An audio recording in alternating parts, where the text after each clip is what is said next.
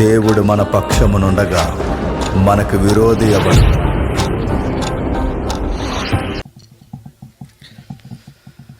పరలోకమందున మా తండ్రి, ఇప్పటి వరకు మీ కుమారుని ద్వారా మా పితరుల యొక్క అడుగు జాడలు తండ్రి మరొక్కసారి మాకు జ్ఞాపకం చేసినందుకు మీకు స్తుతులు స్తోత్రములు దేవా.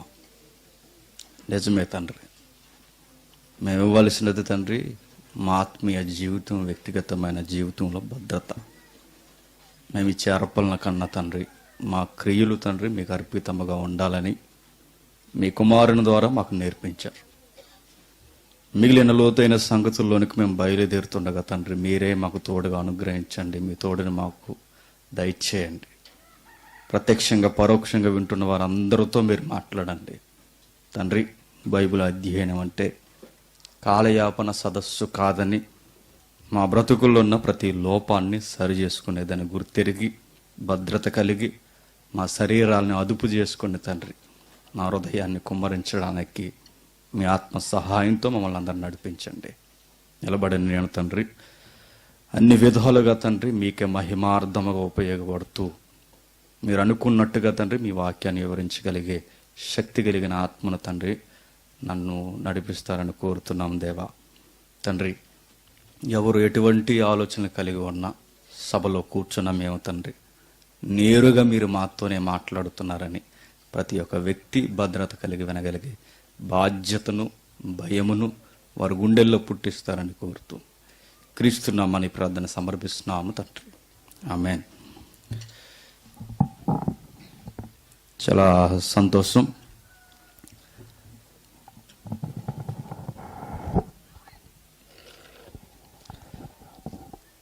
బహిరంగ సభల కన్నా బైబిల్ అధ్యయన తరగతులే ఒక విశ్వాసికి చాలా ప్రయోజనకరం. బహిరంగ సభల్లో అవుట్లైన్స్ మాట్లాడతారు, కానీ బైబిల్ అధ్యయన తరగతుల్లో బైబిల్ లోతుల్లోనికి వెళ్తారు. బహిరంగ సభలకు ఎక్కువ మంది జనం వస్తారు, కానీ బైబిల్ అధ్యయనానికి మాత్రం తక్కువ మంది వస్తారు. ఆదివారం ఆరాధనకు ఎక్కువ మంది వస్తారు, అదే బైబిల్ స్టడీ క్లాస్కి 10 మంది వస్తారు. నేను అంటాను, ఎవరు ధన్య జీవితం అంటే బైబిల్ పరిశీలించడానికి ఎవరైతే ఎంపర్లాడుతున్నారో వారే ధన్య జీవులు. కనుక దేవుని పిల్లలారా, స్థానిక సంఘం, మీ కాపరులు, మీ పెద్దలు మీ శ్రేయస్సు కోరి ఈ పరిశోధన మీ ముందుకు తీసుకొచ్చారు. కనుక కాలయాపన, పనికి మాలిన విషయాలు మనం మాట్లాడుకొనక ఒక లోతైన సంగతుల్లోనికి మనం వెళతాం. సహోదరులు చెప్పిన నిగూఢమైన సంగతి ఆది అర్పణలు. నిజంగా కయ్యేనికి ఉన్న భయంకరమైన లోపం ఏంటంటే వాడి కాలు వంకరలేదు, చెయ్యి వంకరలేదు. మరి ఏం వంకర ఉంది? వాడి బుద్ధి వంకర. దేవుడు చూసేది అవయవ లోపాలు చూడగాని మన ఆలోచన విధానం చూస్తాం. కయ్యేను అర్పణ తెచ్చాడు, కయ్యేను బహుమానాలు తెచ్చాడు, చీపమ్మన్నాడు దేవుడు. ఇది ఎలాంటిదంటే, దేవుడు మనకు బ్లెస్సింగ్ ఇచ్చినప్పుడు దేవునికి మనకి థ్యాంక్స్ గివింగ్ చెప్పడానికి మనం ఏమైనా గిఫ్ట్స్ తెస్తే నువ్వు థ్యాంక్స్ చెప్పాల్సింది ఎట్లా అంటే, నా సహోదరుల పట్ల నేను ప్రేమ కలిగి ఉంటాడు. సంఘంలో ప్రధానంగా ప్రతి స్థానిక సంఘంలో లోపించేది ఏంటంటే లవ్, ప్రేమ లేదు. మీరు ఏ సంఘంలోకి పోండి, ఏ సంఘంలో, ఈవెన్ మా సంఘంలో అయినా అరకొర మచ్చలు ఉంటాయి ప్రతి సంఘంలో. ఇవి ఎందుకు ఉంటాయి అసలు? ఇవి ఎందుకు రావాలి? కయ్యేను చచ్చిపోయినా కయ్యేను స్వభావం ఇంకా బతికే ఉంది. యేసుక్రీస్తు 2వ రాకడ వరకు కయ్యేను లాంటి స్వభావాలు బ్రతికే ఉంటాయి. ఎందుకు కయ్యేను స్వభావం బతుకుంటుందంటే, ఏబేల్ అంటే ఏంటో తెలియాలంటే పక్కన ఎవడుండాలి, అది అందుకు ఉంచుతాడన్నమాట. సౌలు ఎందుకున్నాడంటే దావీదు లాంటి ఆయన తెర మీదకి రావడానికి. నిజమే, ప్లస్ అనే వాల్యూ మనకు తెలియాలంటే మైనస్ పక్కనే తిరుగుతూ ఉంటుంది అన్నమాట. కయ్యేనికి వేసిన పెద్ద శిక్ష ఏంటో చెప్పనా? ఏంటి చెప్పండి? నొసట మీద ఏం వేశాడు? క్రైస్తవులే కదా మీరు అందరూ, స్పందించండి. నొసట మీద ఆయనకి ఏం వేశాడు దేవుడు? పెద్ద ముద్ర వేస్తాడు. అది శిక్ష కాదు, అది శిక్ష కాదు. ఒక విశ్వాసికి దేవుని సహవాసం పడే శిక్ష ఏంటంటే దేవుని సహవాసంతో కట్ అయిపోతాం. చూస్తాడు. ఎంత బతిమలాడాడండి కయ్యను, రే నువ్వు నెక్స్ట్ ఏం చేయబోతున్నావు నాకు తెలుసు కనుక మంచిగా బతకరా, సత్క్రియ చేయి అన్న. భవిష్యత్ తిరిగిన దేవుడు మంచిగా ఉండన్నాడు. తలెత్తుకునేలా జీవించడంటే తలదించుకునే పనులు చేశాడు. ఎవరు? కయ్యేనే. పోనీ చేసింది ఏదో చేసేవని తెర మీదకి ఏం తీసుకొచ్చాడు? నీ తమ్ముడు ఎక్కడా అని అడిగాడు. దేవుడికి తెలియదా ఏబేలు చచ్చిపోయాడని? చంపేశాడు, మర్డర్ చేసేసాడని తెలుసు. తెలిసినా దేవుడు ఎందుకు అడుగుతాడంటే ఒప్పుకుంటాడని. నేనే చంపేశాను ప్రభు చూడలేక అని ఒప్పుకొని పశ్చాత్తాపడతాడేమో అని అడిగాడు. అప్పుడు కూడా డొంక తిరిగాడు. ఎవరిది? కయ్యేనిది. వీడి చావు కళ్ళ ముందుకు వచ్చిన మారడు. ఎవరు? కయ్యేను. ఇప్పుడు నేను అంటున్నాను, ఇందులో కయ్యేళ్ళు ఎంతమందో ఏబేళ్ళు ఎంతమందో వాక్యమైన అర్థం ముందు మీకు నాకు తెలియాలి. నేను మరలా అడుగుతున్నాను. ఏదైనా వనం అనేది వాళ్ళకి గృహం. ఎవరికి? ఆదామవ్వలకి. ఈ గృహం నుండి గంట వేయబడ్డారు. ఎవరు? ఆదామవ్వలు. గంటి వేయబడిన తర్వాత వీళ్ళకంటే ఒక సొంతంగా ఒక షెల్టర్ ఏర్పాటు చేసుకుని ఉండాలి, ఒక నివాస స్థలం. ఎవరు? ఆది దంపతులు ఆదామవ్వలు. ఇప్పుడు తమ్ముడి మీదకి ఎందుకు గొడవకు లేచారంటే వాడికి 2 గదులు ఇస్తున్నారు, నాకు ఒకటే ఇస్తున్నారనా? కాదు. వాడికి పొలం ఎక్కువ ఉంది, నాకు తక్కువ ఉందనా? కాదు. వాడికి గొర్రెలను ఇచ్చారు, నాకు భూములు ఇచ్చారనా? కాదు. డైరెక్ట్ క్వశ్చన్కి డైరెక్ట్ ఆన్సర్ ఏంటంటే మా తమ్ముడు నాకు నచ్చలేదంతే. నచ్చకపోతే చంపేస్తారు, అధ్యక్ష అంటే చంపేస్తారు. యేసుక్రీస్తుని ఎందుకు చంపేశారంటే ఎందుకు చంపేశారు? నచ్చలేదు. పెద్ద కారణం అవసరం లేదు. నేను మరలా చెప్తున్నాను, ఒకరిని ద్వేషించడానికి, ఒకరిని చంపేయడానికి, ఒకరిని వెలివేసేయడానికి పెద్ద పెద్ద కారణాలు ఏం అవసరం లేదు. మనిషి నచ్చకపోతే చంపేస్తారు. మరి ఈ దుర్గుణాలు, ఈ భయంకరమైన, ఈ ఘోరాతి ఘోరమైన మనస్సు నా నుంచి పోవాలి అంటే నేను ఏం చేయాలి?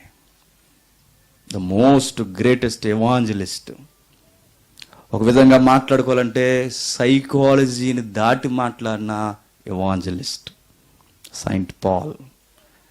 ఆయన లెటర్ రాస్తూ గలతీలకి ఒక విచిత్రమైన పదాలు పట్టికిచ్చాడు. చూడాలి అందరూ. బట్టేసాం కానీ వంట పట్టించుకోలేదు కొన్ని వచనాలు. మనం చూద్దాం. గలతీలకు రాసిన పత్రిక, అపోస్తుడైన పౌలు గలతీ సంఘానికి రాసిన పత్రిక 5వ అధ్యాయం 22వ వచనం.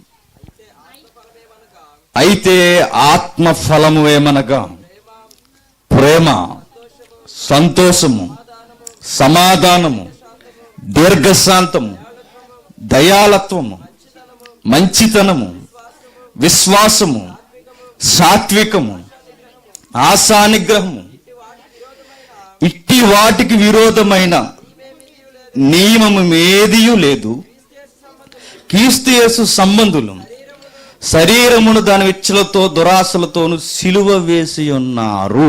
నేను క్రైస్ట్కి ఫాలోవర్ అని చెప్పడానికి గుర్తేంటంటే ఈ 9 లక్షణాలు మనలో అభివృద్ధి చెందే బాటలో మనం కొనసాగాలట.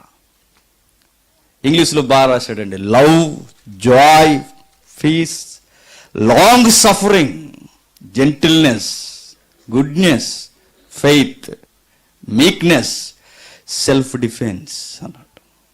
ఇప్పుడు రెండింటిని మనం చూద్దాం. లాంగ్ సఫరింగ్, జెంటిల్నెస్, ఈ రెండు మనకు తెలియాలి.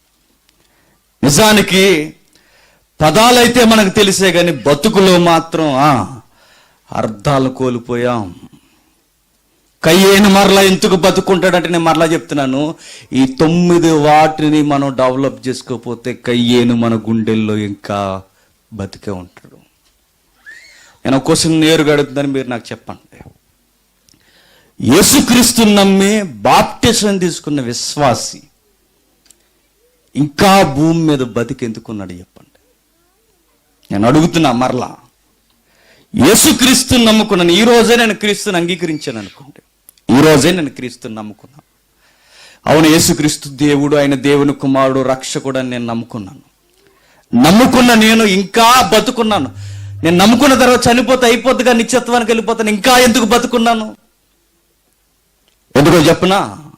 బాప్తిజం సంపూర్ణత ఇంకా కాదు.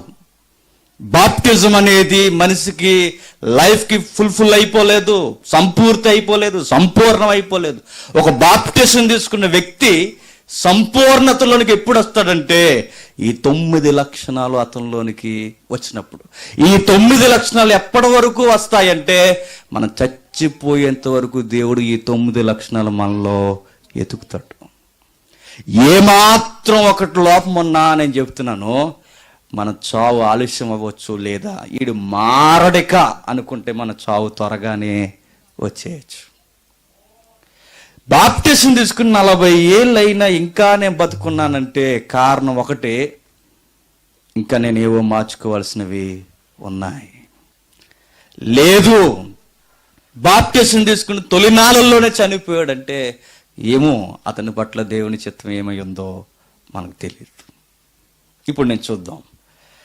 ఇందులో మనం చూడాల్సిన పదాలు ఏంటంటే 22వ వచనంలో దీర్ఘశాంతము, దయాలత్వము, మంచితనం, ఈ మూడిటితో మిగిలినవి ముడిపడి ఉన్నాయి. నిజానికి ఒక్కొక్క దాని గురించి రోజు మాట్లాడుకోవచ్చు. ఈ మూడిటితో మిగిలినవన్నీ ముడిపడి ఉన్నాయి. దీర్ఘశాంతము, ఆత్మఫలాలు 9 అని కన్ఫర్మ్ చేసేకండి. నిజానికి ఇక్కడ 9 రాశాడు. ఈ 9ని దాటిపోయే ఫలములకు ఏమీ లేవు గనక 9ని రౌండ్ ఫిగర్ చేశారు. ఆత్మఫలాల్లో దీర్ఘశాంతము, దయాలత్వము, సాత్వికము, విశ్వాసము, ఇప్పుడు చూద్దాం.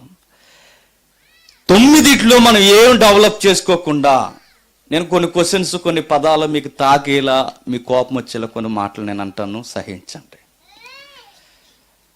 సంఘానికి వెళుతున్న మనం జీవితాంతం వాక్యం విన్నాం, జీవితాంతం చెప్పిన, జీవితాంతం సంఘానికి మనం స్తంభాలుగా ఉన్నా, జీవితాంతం సభలు పెట్టించిన, సువార్తలో తిరిగిన ఈ లక్షణాలు మనకు కనబడకపోతే నీ జర్నీ అంతా వేస్ట్. నేను మరలా చెప్తున్నాను, ఈ 9 లక్షణాల్లో దేవుడు కోరుకుంటున్న ఈ లక్షణాలు మనకు కనబడకపోతే సభలు పెట్టించిన వేస్ట్.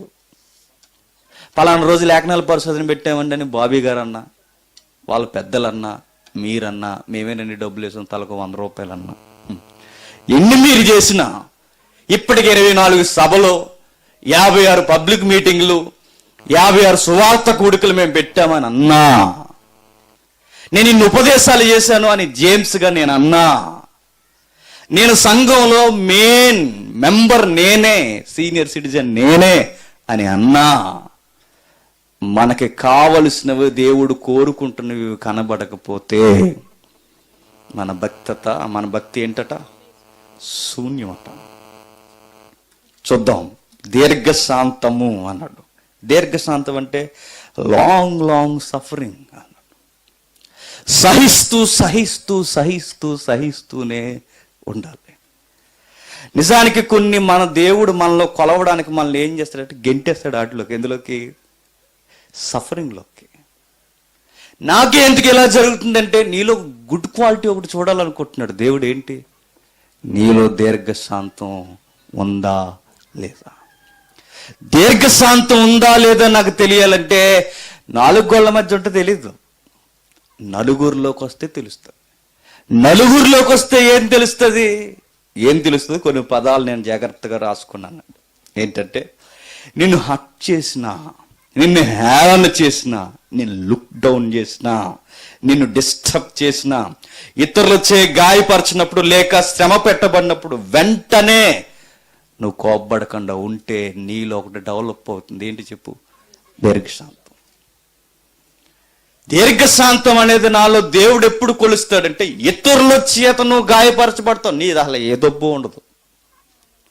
నువ్వేం చేయి, నీ ఫ్యామిలీలో అయినా, నీ యజమానికి లేదా నీ భర్తకి నువ్వే అన్యాయం చేయకపోయినా, నీ అత్తని నువ్వు ఒక్క మాట అనకపోయినా, నీ సహోదరులు నువ్వేం అనకపోయినా, నీ సంఘంలో నువ్వు నీ తప్పు ఏమీ లేకపోయినా, మీ ఉద్యోగంలో నీ ఇరుగు పొరుగు ఉద్యోగస్తులు లేదా నీ సుపీరియర్ ఆఫీసర్ ఎవరైతే ఉన్నారో అతని ఎదుటి నీదే తప్పు లేకపోయినా, నీ మీదకి ఉవ్వెత్తిన కెరటాల్లో వచ్చి మీద పడిపోతున్నాయంటే నీ స్పందన ఏంటో దేవుడు చూడాలని వెయిట్ చేస్తాడన్నమాట. మీకు అర్థమైందో లేదు? లోకానికి బిలీవర్కి తేడా ఏంటంటే, మనల్ని ఎవడైనా ఏమన్నా వెంటనే తాసుపాములా లేచిపోయాం అనుకోండి, నువ్వు లోకస్తుడివే.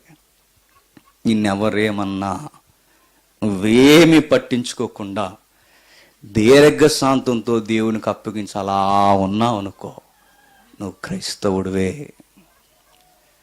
లోకంలో ఎవడైనా స్పందిస్తాడు ఏమన్నా అంటే, కానీ దేవుళ్ళు ఉన్నవాడు చెప్పండి స్పందించడు.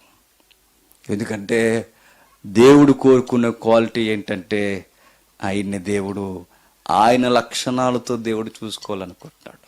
చూద్దాం ఒకసారి పేతురు రాసిన 2వ పత్రిక. చూద్దాం ఒకసారి పేతురు రాసిన 2వ పత్రిక. పేతురు రాసిన 2వ పత్రిక 3వ అధ్యాయం 9వ వచనం.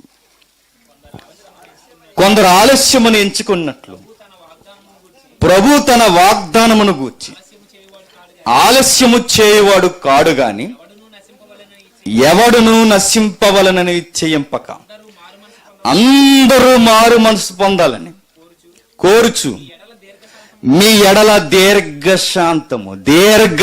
నేను అంటున్నాను, ఫైర్ అయిపోతే ఫైరింగ్ లో ఫస్ట్ జోన్ లో ఉండాల్సింది ఎవరైనా అర్హత ఉన్నవారు ఉన్నారంటే ఒకే ఒక్కరు. ఎవరు చెప్పండి? విశ్వంలో దేవుడు.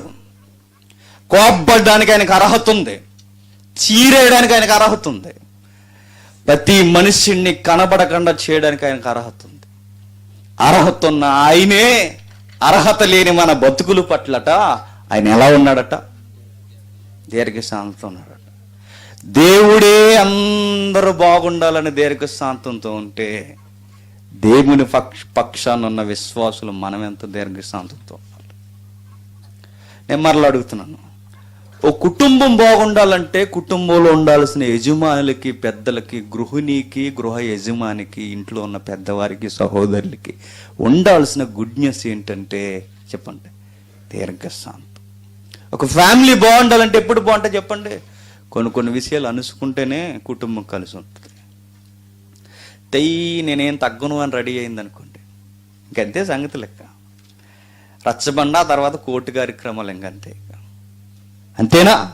ఒక కుటుంబం బాగుండాలంటే దీర్ఘశాంతం ఉండాలి, ఒక సంఘం బాగుండాలంటే దీర్ఘశాంతం ఉండాలి, సొసైటీ బాగుండాలన్నా సొసైటీలో క్రైస్తవుల దీర్ఘశాంతం వహించాలి. అవునా కదా చెప్పండి? అక్కడ వరకు ఎందుకండి? కలిసి చేస్తున్న వ్యాపారంలో ఇద్దరికి దీర్ఘశాంతం లేకపోతే, సహించే గుణం లేకపోతే, వ్యాపారం దివాలా ఎత్తేసి రోడ్డు మీకు వచ్చి చొక్కాలు పట్టుకుని చింపేసుకుని ఏం చేస్తారు? కొట్టేసుకుంటారు. సైకాలజీ పాయింట్ ఒకటి చెప్తాను. ఎవడైనా రోడ్డు మీకు వచ్చి ఊరకే గొడవ పెట్టుకుంటున్నాడు అనుకోండి, కారణం లేకుండా, వాడిని ఏమల్లా, వాడు ఊరకే ఫైర్ అయిపోయి గొడవ పెట్టుకుంటున్నాడంటే రోడ్డు మీకు వచ్చి ప్రాబ్లం ఏంటి చెప్పనా? వాళ్ళ ఇంట్లో చాలా ప్రాబ్లమ్స్ ఉన్నాయని అర్థం. ఆడి బాధ అంతా ఇక్కడ కనబడుతుంది అన్నమాట. మీకు అర్థమవుతుందో లేదు?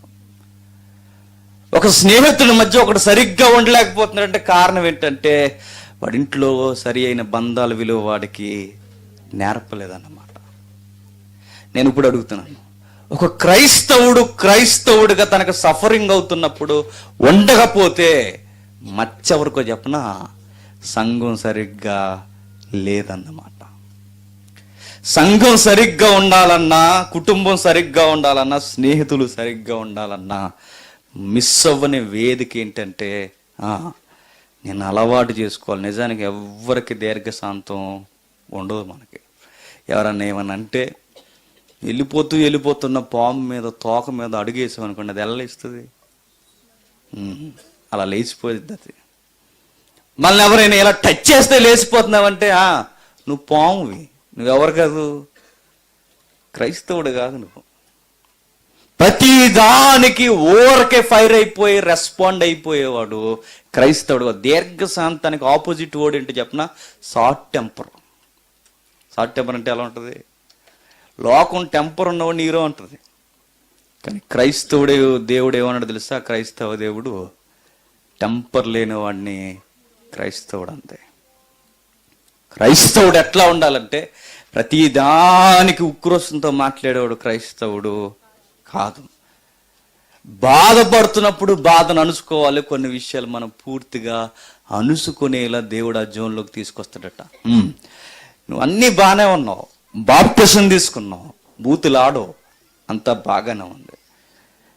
ఇప్పుడు దీర్ఘశాంతం నీలో ఉందా లేదో దేవుడు చూడాలంటే నలుగురిని బ్యాచ్ని మన చుట్టూ రెడీ చేసి ఫుట్బాల్ ఆడేమంటాడట. ఎవరిని? మనల్ని.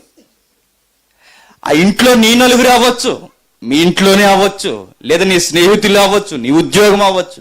ఆ జోన్లో పడేసి నేను కింద పైన నిన్ను ఆట ఆడేస్తే ఆ టైంలో నువ్వు ఫైర్ అయిపోకూడదు. ఏం చేయాలి?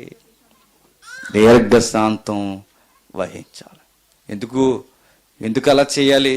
ఎందుకంటే మన భుజాల మీద ఆత్మ ఒక భారం పెట్టిందట. ఎఫెసీయులకు రాసిన పత్రిక చూద్దాం. ఎఫెసీయులకు రాసిన పత్రిక 4వ అధ్యాయం, ఎఫెసీ సంఘానికి రాసిన పత్రిక 4వ అధ్యాయం మొదటి వచనం నుంచి. కాబట్టి మీరు సమాధానమును బంధము చేత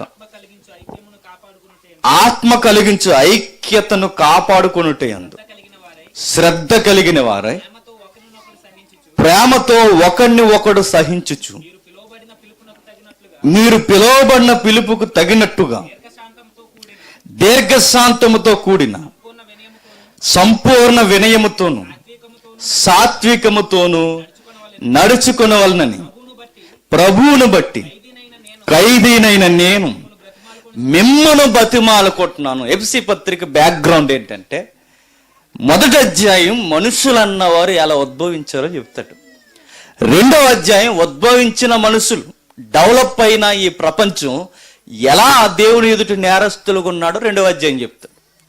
3వ అధ్యాయంలో తెగిపోయిన బంధం మరలా దేవునితో ఎలా పెనవేసుకోవాలన్నది 3వ అధ్యాయంలో చెప్తాడు. 2వ అధ్యాయం కలుపుకుపోతుంది. 4వ అధ్యాయంకి వచ్చేసరికి అన్ని మృతులైన మీరు బ్రతికిన మరలా తెగిపోయిన బంధం మరలా వచ్చిన మీరు ఇప్పుడు మీరు సంఘమయ్యారు. సంఘమైన మీరు ఇప్పుడు ఎట్లా ఉండాలంటే అని 4వ అధ్యాయం చెప్తాడు. ఇదే ఎఫెసీ పత్రిక. ఈ 4వ అధ్యాయంలో ఏం చెప్తున్నా కొన్ని పదాలు నొక్కి నొక్కి నొక్కి ఆగాగి మనం ధ్యానించాలి. చూద్దాం 4వ అధ్యాయం. కాబట్టి మీరంటే సంగమా, నువ్వే, మీరు సమాధానమును బంధము చేత ఆత్మ కలిగించు ఐక్యమును కాపాడుకొనుట యందు శ్రద్ధ కలిగిన వారే ప్రేమతో ఒకరిని ఒకడు సహించుచు. దీర్ఘశాంతంలో ఉన్న పదం ఏంటంటే సహించాలి. ఒక పదంతో స్టార్ట్ చేశాడు, మీరు సమాధానమును బంధము చేత. ఏదో మీకు గుర్తు రావాలి ఈ సమాధానం అన్న పదం. పెద్ద ఘోరం ఏదన్నా జరిగిపోతుంది అనుకోండి, మధ్యలోకి వచ్చి కుటుంబంలోనే లేదా సంఘం అనే కుటుంబంలోనే రెండిట్లో ఎక్కడైనా పెద్దగా గొడవ జరిగిపోతున్నప్పుడు నువ్వు ఆ ఇంట్లో పెద్దవాడిగా ఉన్నా సంఘంలో పెద్దవాడిగా ఉన్నా నువ్వేం చేయాలి తెలుసా? ఎవడో ఒకటి పక్షాన జారబడిపోయి గొడవ పెద్ద చేయకూడదు. ఇద్దరిని ఏం చేయాలి? సమాధానపరచాలి. సమాధానపరచువారు దేవుని కుమారులు అనబడతారు. కయ్యానికి కాలు దూడంలో మొదటి అడుగు నీదే అయితే నేను చెప్తున్నాను, నువ్వు దేవుని కుమారుడు కాదు. చెప్పండి. దెయ్యమే. కొంతమందికి గొడవలు అంటే చాలా ఇష్టం అండి. ఏంటంటే నాకు అర్థమవుతుంది. అలాగంట ఇలా చేసేటట్టు నేనైతే ఊరుకోనండి. మరి మీరు ఎందుకు ఊరుకున్నారంటే పోయాను కొట్టేమనా? ఏం చేయమని? సంఘాల్లో కూడా ఈ మచ్చరపు మాటలు లేవా చెప్పండి. నేను ప్రతి సంఘాన్ని మనసులో పెట్టుకుని మాట్లాడు.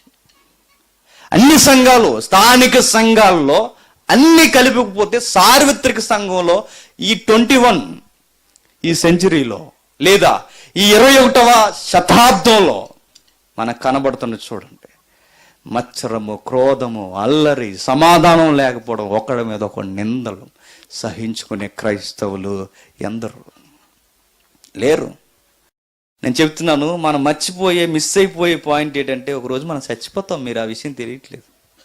చచ్చిపోం ఒకరోజు. ఎవరు లాంగ్ ఇక్కడే మనం ఉండిపోతే గొడవలు ఎట్టుకోవడం ఒక అర్థం ఉంది, పోట్లాడుకున్న ఒక అర్థం. ఒకరోజు చచ్చిపోతాం రయ్యా మనందరం. చచ్చిపోతే దేవుని ఎదురు నిలబడాలి. ప్రభు రెండవ రాకడలో వచ్చినప్పుడు ఏం చేస్తాడట? సంఘాన్ని ఎలా తీసుకెళ్ళిపోవడమే కాదు, ప్రభు రెండవ రాకడలో వచ్చినప్పుడు వానికి తగిన క్రియ చొప్పున ప్రతి వానికి ప్రతిఫలం ఇచ్చును. వచ్చేది ఆయన. ఎందుకంటే ఎవడెవడు ఏం చేసాడో లెక్క జమ చేయడానికి వస్తాడట. నీకు అర్థమైందో లేదో?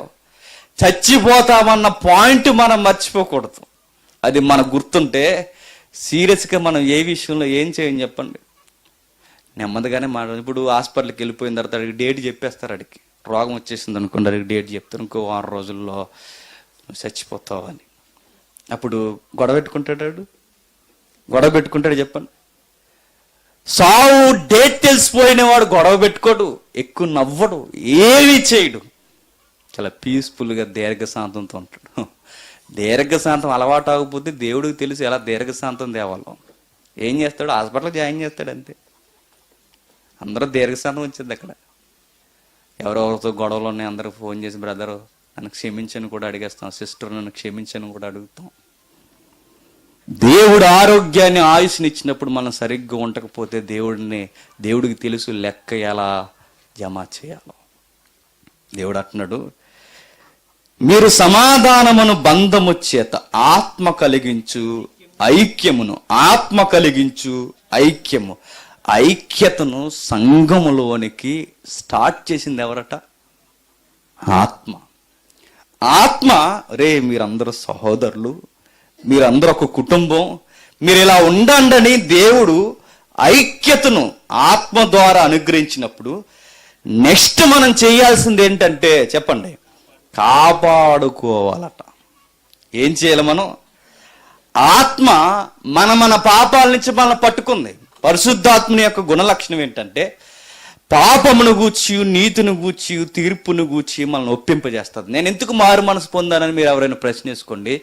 అవును, నా గతం ఎలాంటిది?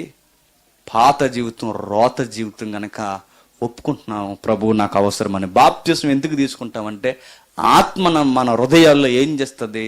గద్దిస్తుంది. ఎక్కడో ఏట్లపాలెం మాది, ప్రతిపాడు మీది, ఎక్కడెక్కడో ఎవరెవరు ఊర్లో ఉంటారు. మనమందరం ఒకరికొకరు సంబంధం లేము, మనమందరం ఎవరెవరికి తెలియదు. అక్కడక్కడ రక్షింపబడిన మనల్ని దేవుడు ఏం చేశాడంటే ఒక సంఘముగా ఐక్యతపరిచాడు ఆత్మ ద్వారా. ఈ ఐక్యతను, ఈ కుటుంబాన్ని కాపాడుకోవాల్సింది ఎవరు? మనమే. అది కూడా నువ్వే చేయి ప్రభు అంటే నువ్వెందుకు ఉన్నది? మనం చెయ్యాల్సింది ఏంటంటే శ్రద్ధ కలిగిన వారే, ప్రేమతో ఒకడిని ఒకడు సహించుచు, ఒకడిని ఒకడు శ్రద్ధ ఉండాలట. ఏ విషయంలో చెప్పండి? ఐక్యతను కాపాడుకోవడంలో చాలా శ్రద్ధ ఉండాలట. మీరు ఏ విషయాల్లో శ్రద్ధలు ఉన్నాయి మీకు? నేను అడుగుతున్నాను మరలా. కొన్ని సంఘాల్లో, సిటీల్లో ఉన్న పెద్ద పెద్ద సంఘాల్లో వాళ్ళకున్న శ్రద్ధ ఏంటో చెప్పనా? మన గంట చిన్నదైపోయింది బ్రదరు. ఏ గంట? చర్చి మీద గంట. ఆయనకి అది శ్రద్ధ. మన సంఘంలో ఏసీ లేదు బ్రదరు, అదొక శ్రద్ధ. రకరకాల శ్రద్ధలు. మీ మనసు దేని మీద ఉంది అంటే కట్టడాల మీద శ్రద్ధ, గంటల మీద శ్రద్ధ, రకరకాలు. సిటీల్లో గొడవలు ఏంటి చెప్పినా సందా మీద శ్రద్ధ ఎక్కువ. పాస్టర్ గారిని కూడా తెలిసి గంట తిరిగేసి సందా తక్కువ ఇచ్చారని గొడవ లేకుండా. మన రాజమండ్రిలోనే, పేరు చెప్పకూడదు కానీ, వీలైతే వెళ్ళి చూడండి. చర్చ్ స్ట్రీట్ అని ఒక స్ట్రీట్ ఉంటుంది, అక్కడ ఆపేశారు. జాంపేట ఏరియా తెలుసు కదా, అక్కడ ఉంటుంది ఒక చర్చ్, పేరుద్దు. అక్కడ మీరు వెళ్ళండి, పోలీసు వారు కాపలా ఉన్నారండి కొన్ని వారాలు, నెలలు. ఎందుకు? పాస్టర్ గారు పెద్దలు కొట్టేసుకున్నారండి గొడవ లేకుండా, సందా కోసమో మరి ఎందుకో. సంఘానికి పోలీసులు కాపలేండి చెప్పండి? బయటకు వచ్చి గొడవలు అలా ఉన్నాయి. ఐక్యతను కాపాడుకోవాలి, ఐక్యతను కాపాడుకోవాలి, ఐక్యతను కాపాడుకోవాలి. ఎందులో మనకు శ్రద్ధ ఉంది? మన శ్రద్ధ ఎందులో ఉంది? మన శ్రద్ధ ఎందులో ఉంది? నేను చెప్తున్నానండి, విడిపోవాలంటే కుటుంబాలకి 2 నిమిషాలు చాలు. సంఘం విడిపోవాలంటే చెప్పండి 2 నిమిషాలు చాలు. స్నేహం విడిపోవాలంటే 2 నిమిషాలు చాలు. కలిసి ఉండాలంటే దీర్ఘం ఆలోచించవలసిన అవసరం ఉంది. మౌనంగా ఉన్నవాడు చేతగానాడు అనుకోకండి. మౌనంగా ఉన్నవాడు చాలా దూరం ఆలోచిస్తున్నాడని మాత్రం అంచనా వేయాలి. మనం విడిపోవాలంటే ఎంతసేపు చెప్పండి? నువ్వెంతరా నాకు చెప్పేది, నేనేంట్రా నీకు చెప్పేది, నువ్వా మాకు చెప్పొచ్చేదంటే అయిపోయింది. ఇంకా తర్వాత ఆ మాటలు అన్న మీరు ముఖం చూపించుకోలేక, కలవలేక, ఆత్మ మనకిచ్చిన ఐక్యతను మన బాధ్యతతో కాపాడలేదు కనుక, తెంచేసాం కనుక, అక్కడ ఆత్మతో కూడా మనకి ఏం తెగిపోద్దో తెలుసా? సహవాసం తెగిపోద్ది. పరిశుద్ధాత్ముడు సహవాసం ఎక్కడ మనకు కొట్టొచ్చినారు కనబడితే సంఘంలో మనం అంటుకట్టబడిన తర్వాత మనం చేయాల్సింది ఏంటంటే, ఆత్మ సహవాసం పెద్దలుగా ఉన్నప్పుడు, ఉపదేశకులుగా ఉన్నప్పుడు, సీనియర్ విశ్వాసులుగా మీరు ఉన్నప్పుడు కొన్ని విషయాలు మీ వయసుకు తగ్గట్టుగా మనం ఏం చేయాలి? ఓరుతున్నారు. పెద్ద అయిన అబ్రహాము గారు ఉన్నారు. చాలా విషయాలు చాలాసార్లు చెప్పాము. ఇది లోతు గారు ఫైర్ అయిపోతుంటాడు. ఏమని? ఇలా అయితే కష్టం అన్నట్టు. ఏం చేస్తాడు ఆయన? వాళ్ళ కాపర్లు వచ్చి ఆ కాపర్లకి ఈ కాపర్లకి గొడవలు అవుతుందట. గొడవల పెద్దల దగ్గరికి వెళ్ళిపోయిన తర్వాత ఈయన కాపర్లు చెప్పిన వాటికే ఈయనే ఏదో సపోర్ట్ చేస్తున్నట్టుగా ఉన్నాడు. ఎవరు? లోతు గారు. ఆ రోజు పెద్ద అయిన అబ్రహాం ఒక్క మాట కూడా అనలేదు. ఆయన అన్నది ఒకటి, బ్రదరు దూరంగా ఉన్నా కానీ కలిసే ఉందాం, నువ్వు అది ఏది కావాలంటే అది నువ్వు తీసుకో, ఎక్కువ మాట్లాడిన అన్నట్టు. ఎందుకు అబ్రహాం మాట్లాడలేదు? ఆయన దీర్ఘశాంతంతో ఎందుకున్నాడు? గొడవ పెట్టుకోవడం సబబు కాదు కనుక. మనం మరలా ఆలోచించండి, బాగా ఆలోచించండి. సంఘాలకి విశ్వాస జీవితంలో దీర్ఘశాంతం అనే క్వాలిటీ మనకి డెవలప్ అవ్వకపోతే, నేను చెప్తున్నాను, మనం ఎన్ని చేసిన వ్యర్థ ప్రయత్నాలే. శ్రద్ధ కలిగి ప్రేమతో ఒకడు సహించండి. ప్రేమతో ఏం చేయాలట? సహించాలట. ప్రేమ ఉంటే నిజంగా ఏం చేస్తాం చెప్పండి? సహిస్తాం. ఇప్పుడు మన బిడ్డలు ఉన్నారనుకోండి, మన పిల్లలు తప్పులు చేశారనుకోండి, ఏదన్నా మనకు నచ్చిన పని చేశారనుకోండి, నిజంగా మనం వాళ్ళకి తల్లిదండ్రులుగా మనం ఉంటే, తప్పు చేశాడు కదా జీవితాంతం అది పట్టుకుని ఎలాడతాం? మనం ఏం చేస్తాం చెప్పండి? సహిస్తాం, మళ్ళీ సరి చేస్తాం. అలా చెయ్యొద్దని చెప్తాం, వాళ్ళని సరిగ్గా ఉండమని చెప్తాం. ఇది సరి అయిన విధానం. ఇది ఎబిసి పత్రిక చదువుతున్న మనం కొన్ని పదాల్లో మరొకటి ఏంటంటే, మీరు పిలువబడిన పిలుపునకు తగినట్టుగా దీర్ఘశాంతంతో కూడిన సంపూర్ణ వినయముతో సాత్వికంతో నడుచుకోవాలని ప్రభువుని బట్టి ఖైదీనైన నేను మిమ్మును. జైల్లో ఉన్నవాడు కట, బయట ఉన్న బాధ ఏటట చెప్పండి? అది కామెడీ. అక్కడ ఆయన జైల్లో ఉండి బయట సరిగ్గా ఉండండిరా అంటున్నాడట. ఎవరిని? సంఘాన్ని. జైలుకి వెళ్ళిపోయిన ఆయన బయట సరిగ్గా ఏ సంఘం? పౌలు గారు దర్శించిన ఎబిసి సంఘమే. పౌలు గారు పోషించిన ఎబిసి సంఘంలో ఏం లేదంటే చెప్పండి, ఐక్యత లేదు కనుక ఆయన ఏం చేస్తున్నాడు? బతిమాలుతున్నాడు. ఈయన ఎందుకు బతిమలాడాలి? ఈయనకి బతిమలాడాల్సిన కర్మ ఎందుకంటే కర్మ కాదది. ఆయన ఎందుకు బతిమలాడాలంటే ఆయన కూడా దీర్ఘశాంతంలో ఉన్నాడు కనుక, అందుకే బతిమలాడుతున్నాడు. దీర్ఘశాంతం లేకపోతే ఎవరెవరు నచ్చలేదో వాళ్ళని తీసేయడమే, అంతేనే కదా. దీర్ఘశాంతంతో పౌలు ఉన్నాడు కనుకే అంత సీనియర్ అయిన ఆయన, ప్రత్యేక దర్శనాలు కలిగిన ఆయన, దీర్ఘశాంతంతో సంపూర్ణ వినయముతో సాత్వికంతో నడుచుకోండి. ఎవరెవరు నడుచుకోవాలి?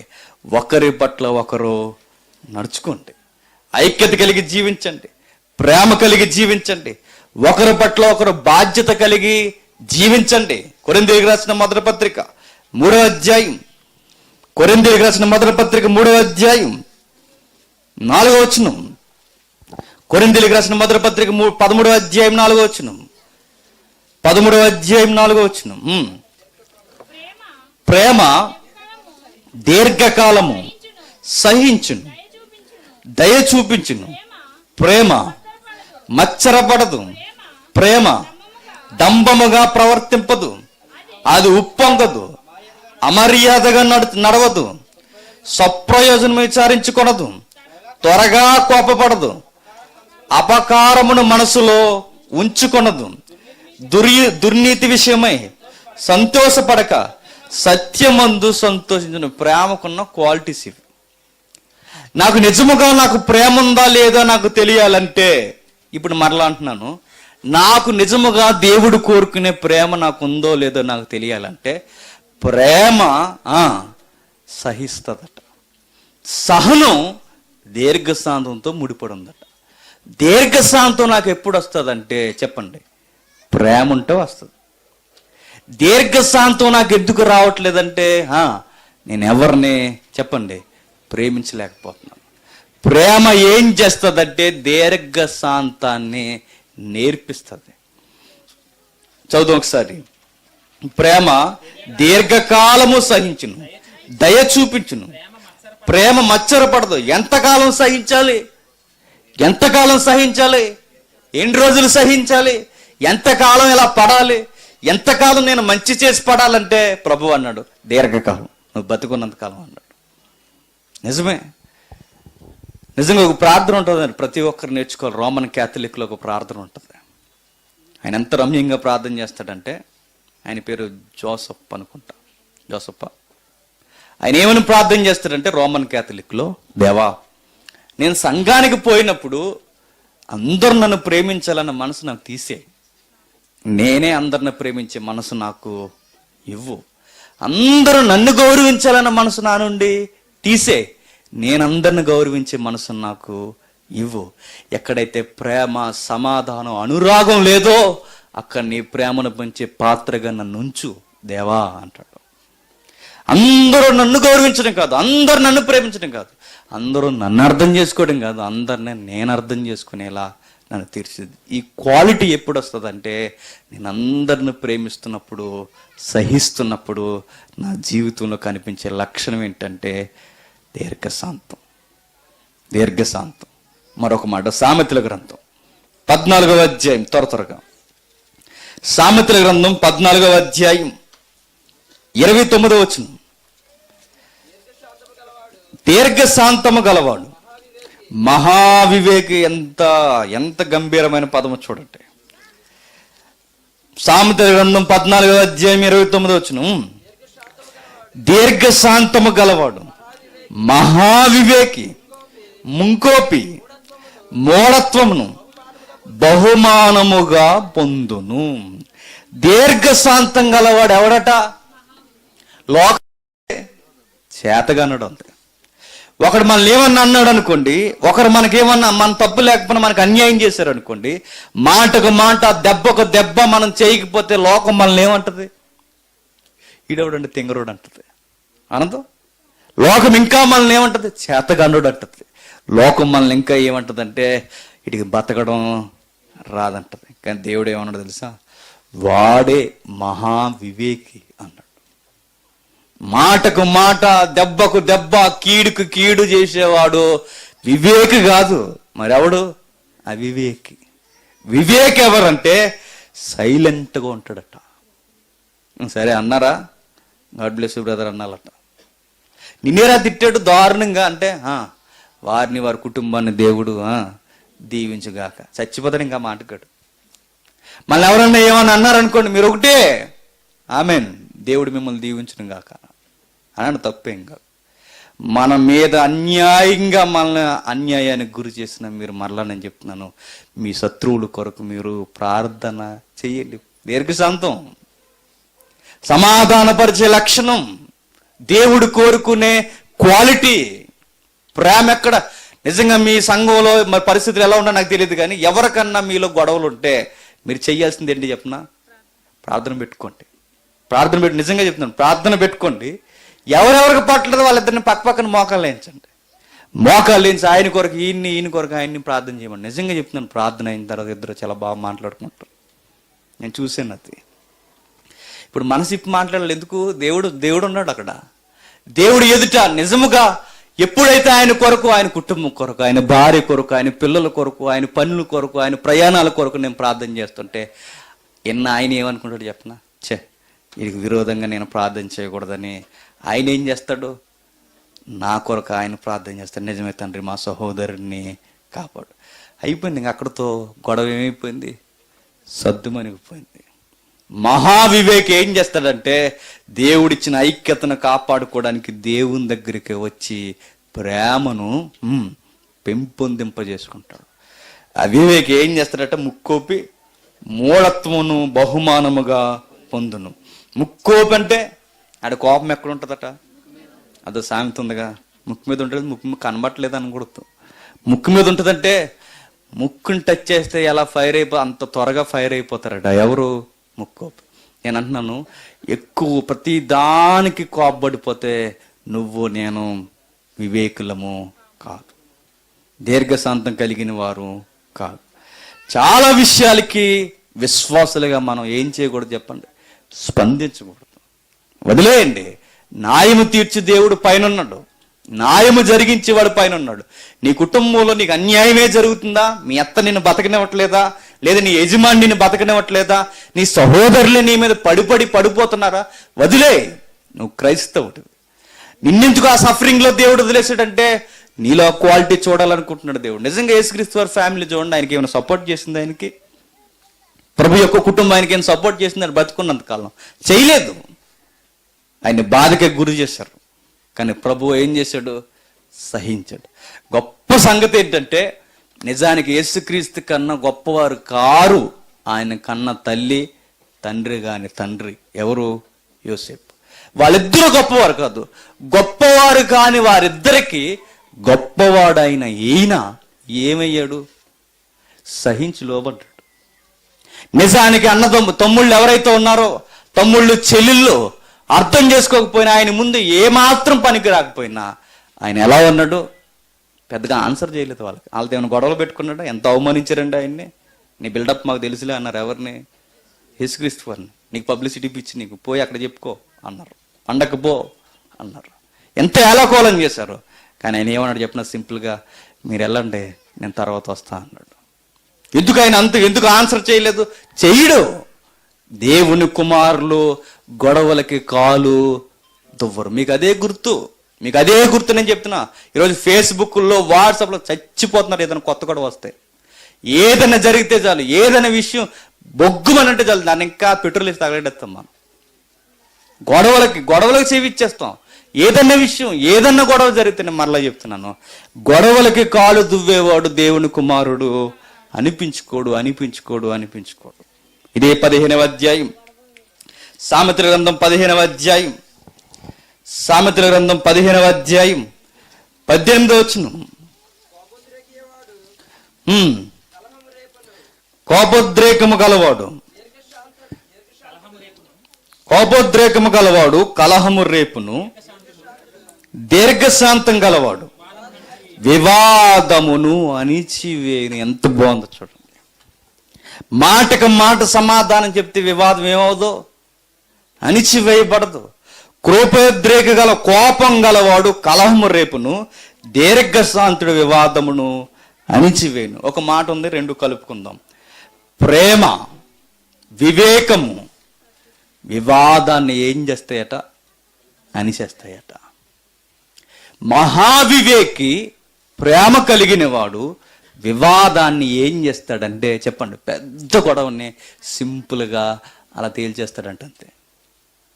నేను చంపేయడానికి ప్లాన్ చేశారయ్యా అంటే, సర్లే ఇక్కడి నుంచి వెళ్ళిపోదాం అన్నాడు. ఎవరు? యేసుక్రీస్తు వారు. మనం అయితే అలా చేశారా? అలా 5 పెడతాం, మనం 10 మందిని పెడదాం అంటాం. మనం వాళ్ళు తగ్గకపోతే మనం తగ్గొద్దు మనం. పౌలు గారిని ఊరకే కొట్టడానికి బయలుదేరుతున్నప్పుడు తప్పించుకెళ్ళిపోడు. అదే ఒకప్పుడు అయినా యాంటీ అని రమ్మని కూడా ఆయన, ఎవడొస్తాడు రండని ఇవ్వడు. ఈరోజు ఎలా ఎందుకు అయిపోయాడు ఆయన? గొడవలకి దేవుని పిల్లలు ఎదురెళ్ళరు. వాళ్ళు ఏం చేస్తున్నారు చూడండి. కోపోద్రేకం గలవాడు కలహము రేపును, దీర్ఘశాంతము గలవాడు వివాదాన్ని అణిచేస్తాడట. వివాదాన్ని ఏం చేస్తాడంటే అణిచేస్తాడు. గొడవలకి అవకాశం ఇవ్వడు. సంగమా, కుటుంబాలారా, నేను మిమ్మల్ని అడుగుతున్నాను, గొడవకి కారణముగా మనం ఎప్పుడు ఉండకూడదు. ఒక మాట చెప్పనా, సంఘంలో దేవుని కుటుంబంలో ఎవడైతే అల్లరికి కారకుడుగా ఉన్నాడో వాడి సంగతి పడతాడు దేవుడు. మాట గుర్తుందో లేదు, అభ్యంతరాలు రాక మానవు ఎవరి వలన అభ్యంతరాలు వచ్చాయో వాడికి సన్మానం వల్ల చెప్పండి, శ్రమ వస్తాయి, ఇబ్బందులు వస్తాయి, ఒకరినొకరు మాటలనుకునే పరిస్థితులు వస్తాయి. అవి అక్కడితోనే అయిపోవాలి, దాన్ని కొనసాగించకూడదు. అవి అక్కడితోనే ముగిసిపోవాలి, వాటిని పట్టుకుని ఏలాడకూడదు. మనం ఏం చేయాలంటే కప్పేయాలట. ప్రేమతో వాటిని ఏం చేయాలి? కప్పేయాలట. ప్రేమతో మనం ఏం చేయాలి? కడిగేయాలట. వాటిని మనం ఏమి చేయాలి అంటే అక్కడితో ఆ గొడవకి పులి స్టాప్ మనం పెట్టేయాలట. సామెతల గ్రంథం 26వ అధ్యాయం పేరడాగు వచ్చిన వ్యక్తి. సామెతల గ్రంథం 26వ అధ్యాయం 4వ వచనం నుంచి, వాని మూఢత చొప్పున మూర్ఖునికి ఆన్సర్ చేయకు, ఇచ్చిన ఎడల నీవును వాణ్ణి పోలియుందువు. వాని మూఢత చొప్పున మూర్ఖునికి ప్రత్యుత్తరమిమ్ము, అలాగూ చేయని ఎడల వాడు తన దృష్టికి తాను జ్ఞాననుకుని. ఏమంటున్నాడు చూడండి, రెండు ఉన్నాయి ఇక్కడ, ఒకదానికి ఒకటి విరుద్ధముగా కనబడుతున్నాయి మనకి. ఏమనంటే వాని మూఢ, ఓయ్ తమ్ముడు, ఓయ్ ఫోన్ ఎట్టు, వాని మూఢత చొప్పున మూర్ఖునికి ప్రత్యుత్తరం ఇవ్వకము, ఇచ్చిన ఎడల నీవును వాని పోలియుందు. వాని మూఢత చొప్పున మూర్ఖునికి ప్రత్యుత్తరం ఇమ్ము, అలాగూ చేయని ఎడల వాడు తన దృష్టికి తాను జ్ఞాననుకొనును.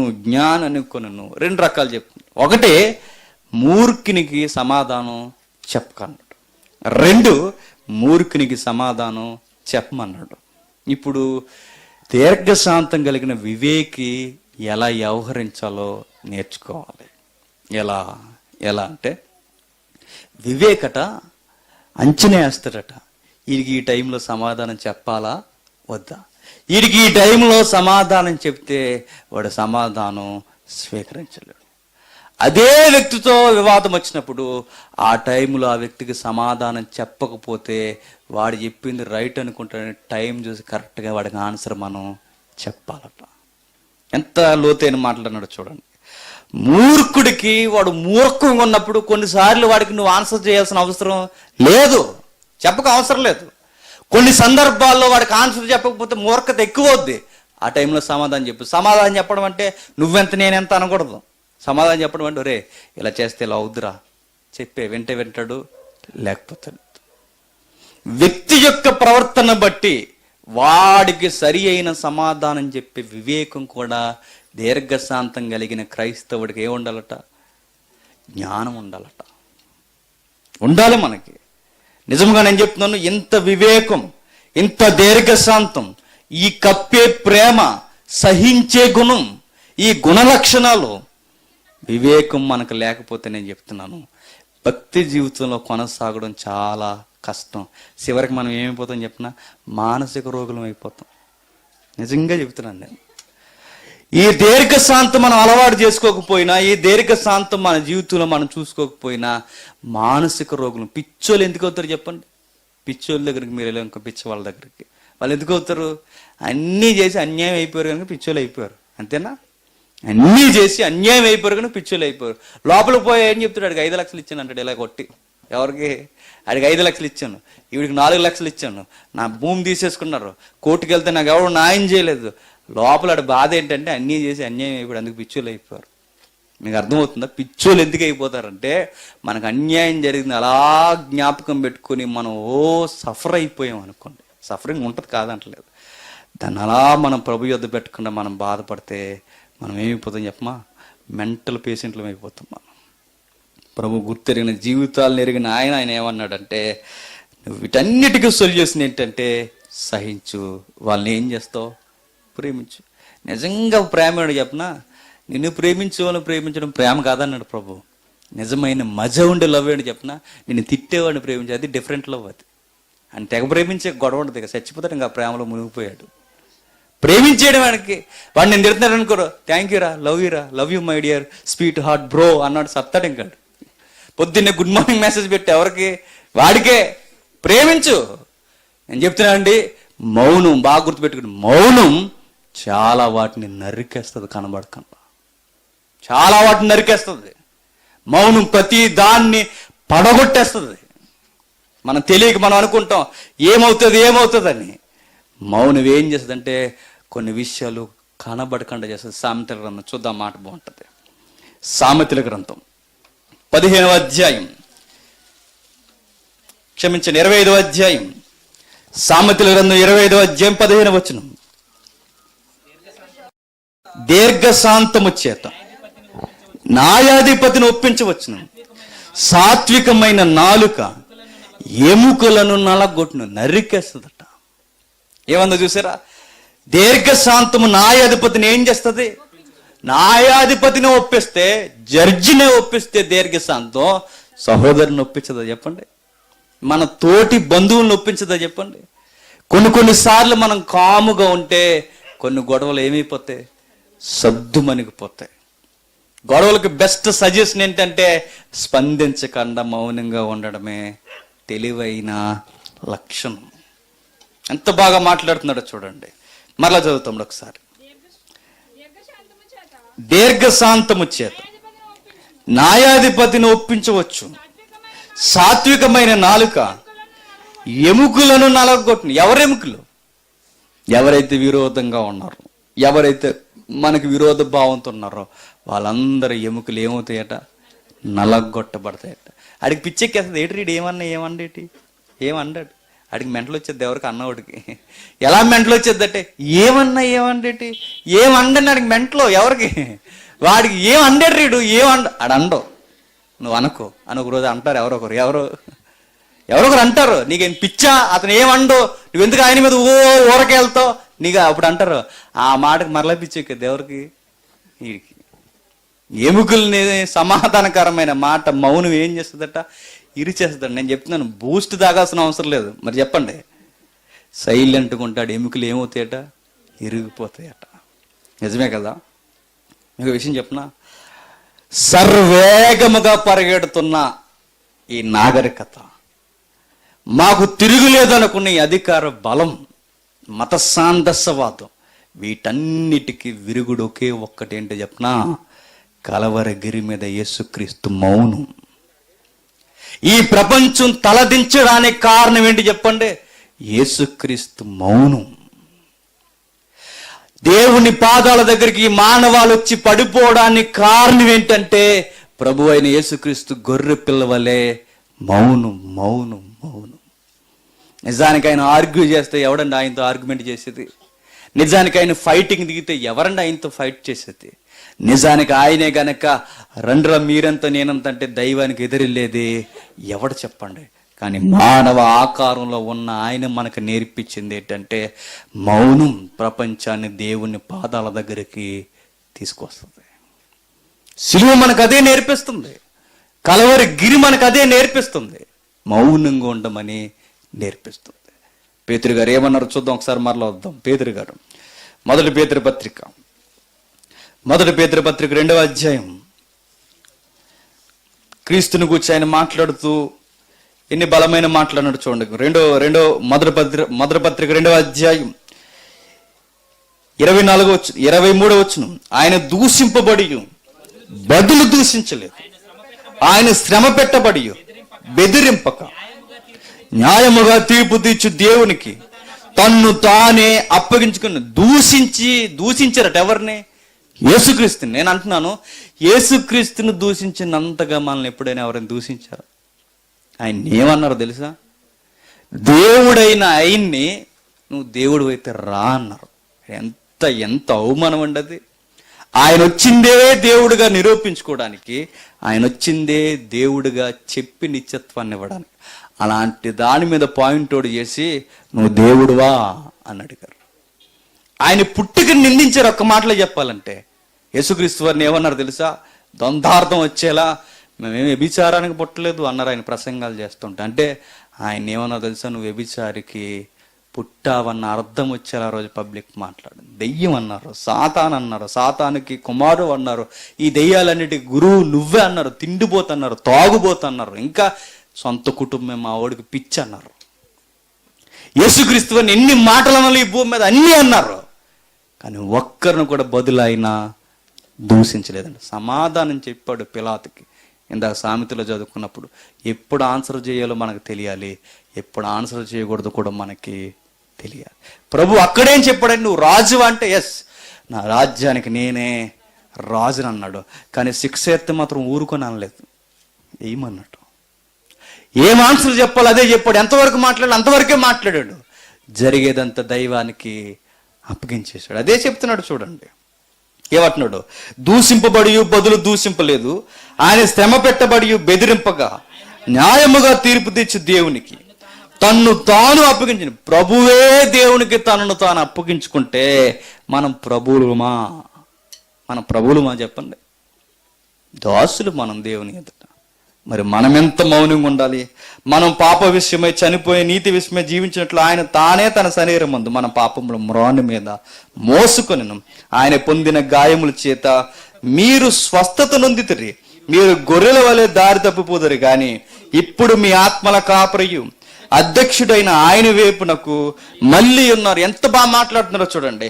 ఆయన ఏం చేశాడంటే, నాశనం అయిపోతున్న వారిని రక్షించాలంటే మనల్ని ఆయన భుజాల మీద వేసుకోవడానికి ఆయన ఈ శ్రమ అనే భారపు కలవరి సిలువని ఆయన ఏం వేసుకున్నాడట, భుజాల మీద వేసుకుని. ఎందుకు చెప్పినా, ఆయన వివేకి. వీళ్ళు ఏం చేస్తున్నారు వీళ్ళకి తెలియదు కనుక, వీళ్ళు డేంజర్ జోన్లో ఉన్నారని ఆయనకు అర్థమైంది కనుక, డేంజరస్ ఏంటో చెప్పినా ఆ 3 మేకులు గేసి ఏలాడిది చంపేయడం కాదు. డేంజర్ ఏంటంటే దేవునితో పూర్తిగా సహవాసం దిగిపోయి నరకానికి పోవడం. అలా పోయేదాన్ని ఆయన ఆలోచించాడు కనుకే ఎవరిని వదులుకోవడం ఆయనకి ఇష్టం లేదు. సంఘంలో నువ్వు నేనుంటే నేను చెప్తున్నాను, నీకు అన్యాయం జరగచ్చు, నీకు వివేకం ఉంది కనుక మనం ఏం చేయాలంటే గుర్తుపెట్టుకోండి, మనం సైలెంట్గా అమాయకపు పనులు చేస్తున్నారని మనసులో మనం బాధపడిన దేవుని చెప్పుకొని సహించాలి ప్రభువులు. ఎందుకు? ఆ ఆత్మలకి బాధ్యత ఒకరి పట్ల ఒకడు మనకి ఉంది కనుక. క్రీస్తు కూడా మీ కొరకు బాధపడి మీరు తన అడుగు జాడలు యందు నడుచుకొనినట్లు మీకు మాదిరి ఉంచిపోయాను. క్రీస్తు మనకి ఎందుకు ఆయన అలా చేశాడంటే, మన ముందు మనకి మాదిరి ఉంచాడంటే ఇలా నడవండి అని. నేను అంటున్నాను, ఎవరైనా మనం సిలువేశారా? మనల్ని ఎవరైనా సిలువేశారా చెప్పండి? సిలువ వద్దులండి. ఎవరైనా కొరడాలతో కొట్టారు మనల్ని? కొట్టారా? పోనీ ముఖం మీద ఉమ్మేశారా?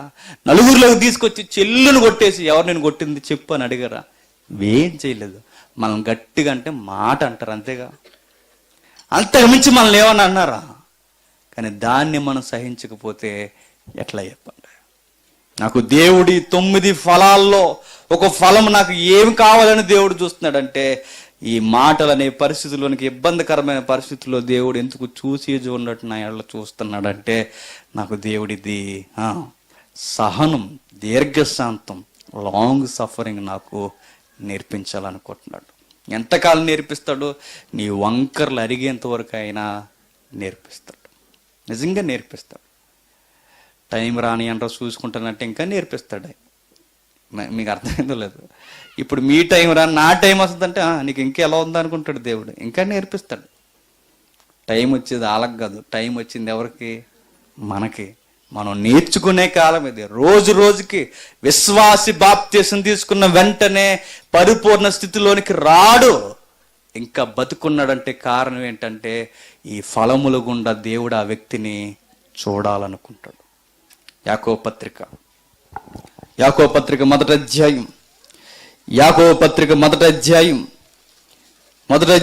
వచనం నుండి, నా సహోదరులారా, మీ విశ్వాసమునకు కలుగు పరీక్ష ఓర్పును పుట్టించినని ఎరిగి మీరు నానా విధములైన శోధనలో పడినప్పుడు అది మహా ఆనందమని ఎంచుకొని ఎగిరి గెంతేండని గొడవ లేకుండా. ప్రభు ఏమంటున్నాడు చూడండి. తన కుమారుడైన యాకోబు ద్వారా ప్రభు ఏమని మాట్లాడుతున్నాడు? నా సహోదరులారా, మీ విశ్వాసమునకు కలుగు పరీక్ష ఓర్పును పుట్టించినని ఎరిగి మీరు నానా విధములైన శోధనలో పడినప్పుడు అది మహా ఆనందమని ఎంచుకొనుడి. మీరు సంపూర్ణులు, అనునాంగులు, ఏ విషయములైన కొదువు లేని వారై ఉండునట్లు ఓర్పు తన క్రియను కొనసాగింపు నీడు. దీర్ఘ శాంతానికి పర్యాయ పదం ఏంటి చెప్పండి? ఓర్పు. ఓర్పు మనకు ఉందో లేదో చూడడానికి మన విశ్వాసానికి దేవుడు ఏం చేస్తాడట? పరీక్షలు పెడతాడట. ఈ టైంలో నువ్వేం చేస్తావు అసలు? నిజంగా చెప్తున్నానండి, ప్రభు అయిన యేసుక్రీస్తు తప్ప ఆ సిలువను సహించగలిగే మానవుడు ఎవరు లేరు గనుకే దేవుడు ఎవరిని దించాడు భూమి మీదకి? తన ప్రియ కుమారుణ్ణి దించాడు. మనం మౌనంగా ఉండలేము, మన వల్ల అవ్వదు. మన మాట అంటేనే పడని వారం కొరడా దెబ్బలు భరించగలమా? ఉమ్ములు భరించగలమా? అపోస్తులు ఎందుకు ఎలిగిపోయారు? వాళ్ళ క్రీస్తు సుగుణాలు, ఈ సంపూర్ణత, ఈ 9 లక్షణాలు వారి జీవితంలోకి తెచ్చుకున్నారు కనుకే వారు సిలువకు పాత్రదారులుగా, సూత్రధారులుగా మారిపోయారు. మనం ఎందుకు అవ్వలేకపోతున్నామంటే ఓర్పుని తెచ్చుకోలేకపోతున్నాం. ఓర్పు మనల్ని ఏం చేస్తుందంటే సంపూర్ణతలోనికి మనల్ని నడిపిస్తుంది. నిజంగా చెప్తున్నానండి, కష్టాలు మనకు వస్తున్నప్పుడట, ఇక్కడ వచ్చిన బట్టి ఇబ్బందులు, మాటలు, అన్యాయం మనకు జరుగుతున్నప్పుడు గదిలోకి తెగ సంబరపడిపోవాలట ఎవరు? మనం గదిలోకి పోయి సంబరపడిపోయి ఏం చేస్తాం? చింతపడిపోయి గోడకేసి గుద్దేసుకుంటాం ఏడు తలకే. నాకెందుకు ఇలా జరిగింది, ఇక ఉండి నేను ఇక్కడ వేస్ట్, ఇక్కడ ఈ కుటుంబం నా మీద రన్ అవ్వడం నాకు ఇష్టం లేదు, ఏమవుతుందని చెప్పండి, తెగ ఫీల్ అయిపోతాం. కానీ నిజంగా చెప్తున్నాను, ఆనందపడిపోయే గడియలు ఏంటో చెప్పనా?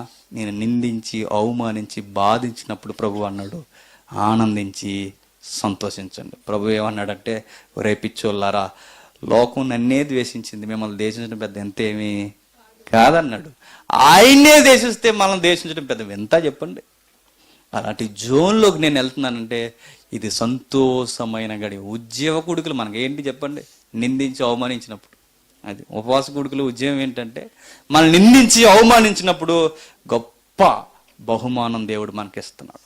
నిజంగా నేను ఒక మాట చెప్పనా, పరలోకంలో ఎవరు ఉంటారండి అంటే, భూలోకంలో ఎవరైతే క్రీస్తుని పోలుంటారో వారే పరలోకంలో ఉంటారు.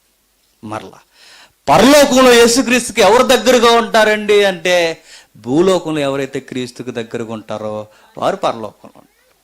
మరి ఎలా క్రీస్తుకు దగ్గరగా ఉండేదంటే, దగ్గరగా ఉండడం అంటే ఆయన పక్కకు వచ్చి కూర్చోడు. ఏదో ఇమేజ్ ఉంటుంది, బెంచ్ మీద ఆయన చివరి కూర్చుంటే నేను ఈ చివరిని కూర్చున్నట్టు. అలా ఉండదు. ఆయనకి దగ్గరగా ఉండడం అంటే ఏంటంటే, ఆయన యొక్క స్వరూపపు సుగుణాలు నాలో ఏర్పాటు చేసుకోవడం. క్రీస్తు సుగుణాలు మనకుంటే, ఇక్కడ ఆయనకి మనం దగ్గరగా ఉంటే అక్కడ కూడా మనం ఎక్కడ ఉంటాం? దగ్గరగా ఉంటాం. రోమిలికి రాసిన పత్రిక త్వరగా, రోమిలికి రాసిన పత్రిక 5వ అధ్యాయం, రోమిలికి రాసిన పత్రిక 5వ అధ్యాయం 2వ వచనం నుంచి, మరియు ఆయన ద్వారా విశ్వాసము వలన, 5వ అధ్యాయం 2వ వచనం తమ్ముడు, మరియు ఆయన ద్వారా మనము విశ్వాసము వలన ఈ కృపయందు ప్రవేశము గలవారమై అందులో నిలిచి ఉండి దేవుని మహిమను గూర్చిన నిరీక్షణ బట్టి అతిశయపడుచున్నాము. అంతేకాదు శ్రమ ఓర్పును, ఓర్పు పరీక్షను, పరీక్ష నిరీక్షణను కలగజేయనని ఎరిగి శ్రమల యందు అతిశయపడదు. శ్రమల యందు ఏం చేస్తారట? అతిశయ. పరీక్ష, నిరీక్షణ అన్నాడు. నిరీక్షణ అన్న దానికి ఫుట్ నోట్, శీలం అన్నాడు. మన క్యారెక్టర్ ఎప్పుడు బయటపడుతుందట చెప్పండి, చెప్పండి? శ్రమలు వచ్చినప్పుడు. ఈడేంటి అసలు అని మనకు తెలియాలంటే అన్ని నిమ్మలంగా ఉంటే తెలియవు. ఎప్పుడు తెలుస్తుంది? మనకు విరోధం అయిపోవాలి, ప్రతికూలం అయిపోవాలి పరిస్థితులని, అప్పుడు తెలుస్తుంది మనం ఏంటో సమాజానికి, దేవునికి. మనం ఏంటో మనకు తెలియజేసే క్యారెక్టర్ ఎప్పుడు బయటపడుతుందంటే, ఓర్పుకి, శ్రమ గుండా మనం నడుస్తున్నప్పుడు, పరీక్షల గుండా మనం నడుస్తున్నప్పుడు నిరీక్షణ, మన శీలం ఏంటో బయటికి వస్తుందట. నా క్యారెక్టర్ నిరూపణ చేసే గడియలు ఏంటంటే చెప్పండి, నాకు సంబంధం లేనివి, నేను మంచి చేసి నాకు కీడు జరిగినప్పుడు నా దేవుడు, నా శీలాన్న దేవుడు చూడాలనుకుంటున్నట్టు. దానియేలుని చూశాడు అలాగే. దానియేలుని ఏం చేశారండి? ఏం చేశారు చెప్పండి? దానియేలు గారిని ఫ్రెండ్ అని తిరిగిన వారందరూ అసూయ చేత సొంత జీవోలు రిలీజ్ చేసి తీసుకెళ్ళి ఎక్కడ పడాయించారు? సింహాల భవన్లో. ఆయన శీలం ఎక్కడ తెలిసిందంటే సింహాల ముందు తెలిసింది. మన శీలం సింహాల ముందుకు తీసుకెళ్తూ ఉంటుందా? ఉంటుందా చెప్పండి? మన క్యారెక్టర్ సింహాల వరకు వద్దు, సింహాల పీకెడంగా రెడీగా నీ మనుషుల మధ్య పరీక్షించుకో. మనం ఎలాంటి వారమో చూద్దాం. మోసేని సొంత సహోదరులే తిరగబడిపోయారు, వాళ్ళ అక్కే, కానీ ఆయన శీలం దీర్ఘశాంతంతో చూపించాడు. ఆయన మీరు ఎవరినైనా ఎతకండి, ఎక్కడైనా చూడండి, భక్తుల యొక్క సుగుణాలు మీరు చూడండి. ఇంకా విచిత్రం ఏంటంటే, ఆ సహోదరుడు చెప్పినట్టు ఏబేలుకి కయ్యను గొడవ ఏరినప్పుడు రికార్డ్ చేయబడింది ఏంటంటే, తన అన్నను ఎదిరించలేదు. ఎవరు? ఏబేలు ఎదిరించలా, చచ్చిపోయాడు. ఇంకా గమ్మత్తు ఏంటంటే, ప్రభు అయిన యేసుక్రీస్తుకి భవిష్యత్తు తిరిగిన ఆయనకి తెలిసి మన కొరకు చచ్చిపోయాడు. దీర్ఘశాంతం ప్రేమ మన దోషాలన్నిటినీ కప్పేస్తుంది. ప్రభు దీర్ఘశాంతం ప్రేమ మానవాళి పాపాలు ఏం చేసింది? కప్పేయడం కాదు, కడిగేసింది, తుడిచేసింది, రమ్మని పిలిచింది. కలవరి గిరిలో ప్రేమలోకి వచ్చిన ప్రతి ఒక్కరు ఎలా ఉంటారంటే, ఇదిగో పౌలు చెప్పిన రాయబడిన ఈ సుగుణాల గుండా వారు నడుస్తారు. మరొక మాట చూద్దాం, మరొక మాట. సామెతల గ్రంథం 15వ అధ్యాయం. సామెతల గ్రంథం 15వ అధ్యాయం మొదటి వచనం.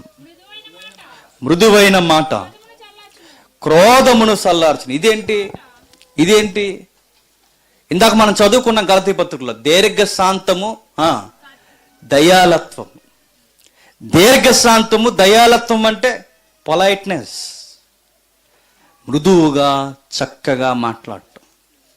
ఎలాంటిది నాకు అర్థం అవట్లేదు, పొలైట్నెస్గా ఉండడం అంటే ఎలా నాకు అర్థం అవట్లేదు అంటే, పౌలు గారు చెప్తారు చక్కగా. దశలోనికి రాసిన పత్రిక, దశలోనికి రాసిన మొదటి పత్రిక 2వ అధ్యాయం, త్వరగా 2వ అధ్యాయం 7వ వచనం. అయితే పాలిచ్చే తల్లి తన సొంత బిడ్డలను గారావించినట్లుగా నేను మీ మధ్యను సాధువులమై ఉంటిమి. బాగా వినండి. పాలిచ్చే తల్లి బిడ్డల దగ్గర ఎలా ఉంటుందండి? చాలా మృదువుగా బుజ్జగించి, ఇలా బుజ్జగించి పాలిస్తుంది. ఈసారి పాలిచ్చే తల్లిని మీ కుటుంబంలో ఎవరైనా ఉంటే జ్ఞాపకం చేసుకోండి.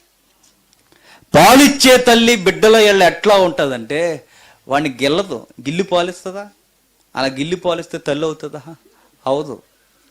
వాడిని ఏం చేస్తుంది? ఏడుస్తున్న వాడిని ఊరగించి, బుజ్జగించి, లాలించి, పాలించి వాడిని రొమ్మునికి చేర్చుకుని పాలిస్తుంది. వాడికి ఏమంటున్నాడంటే,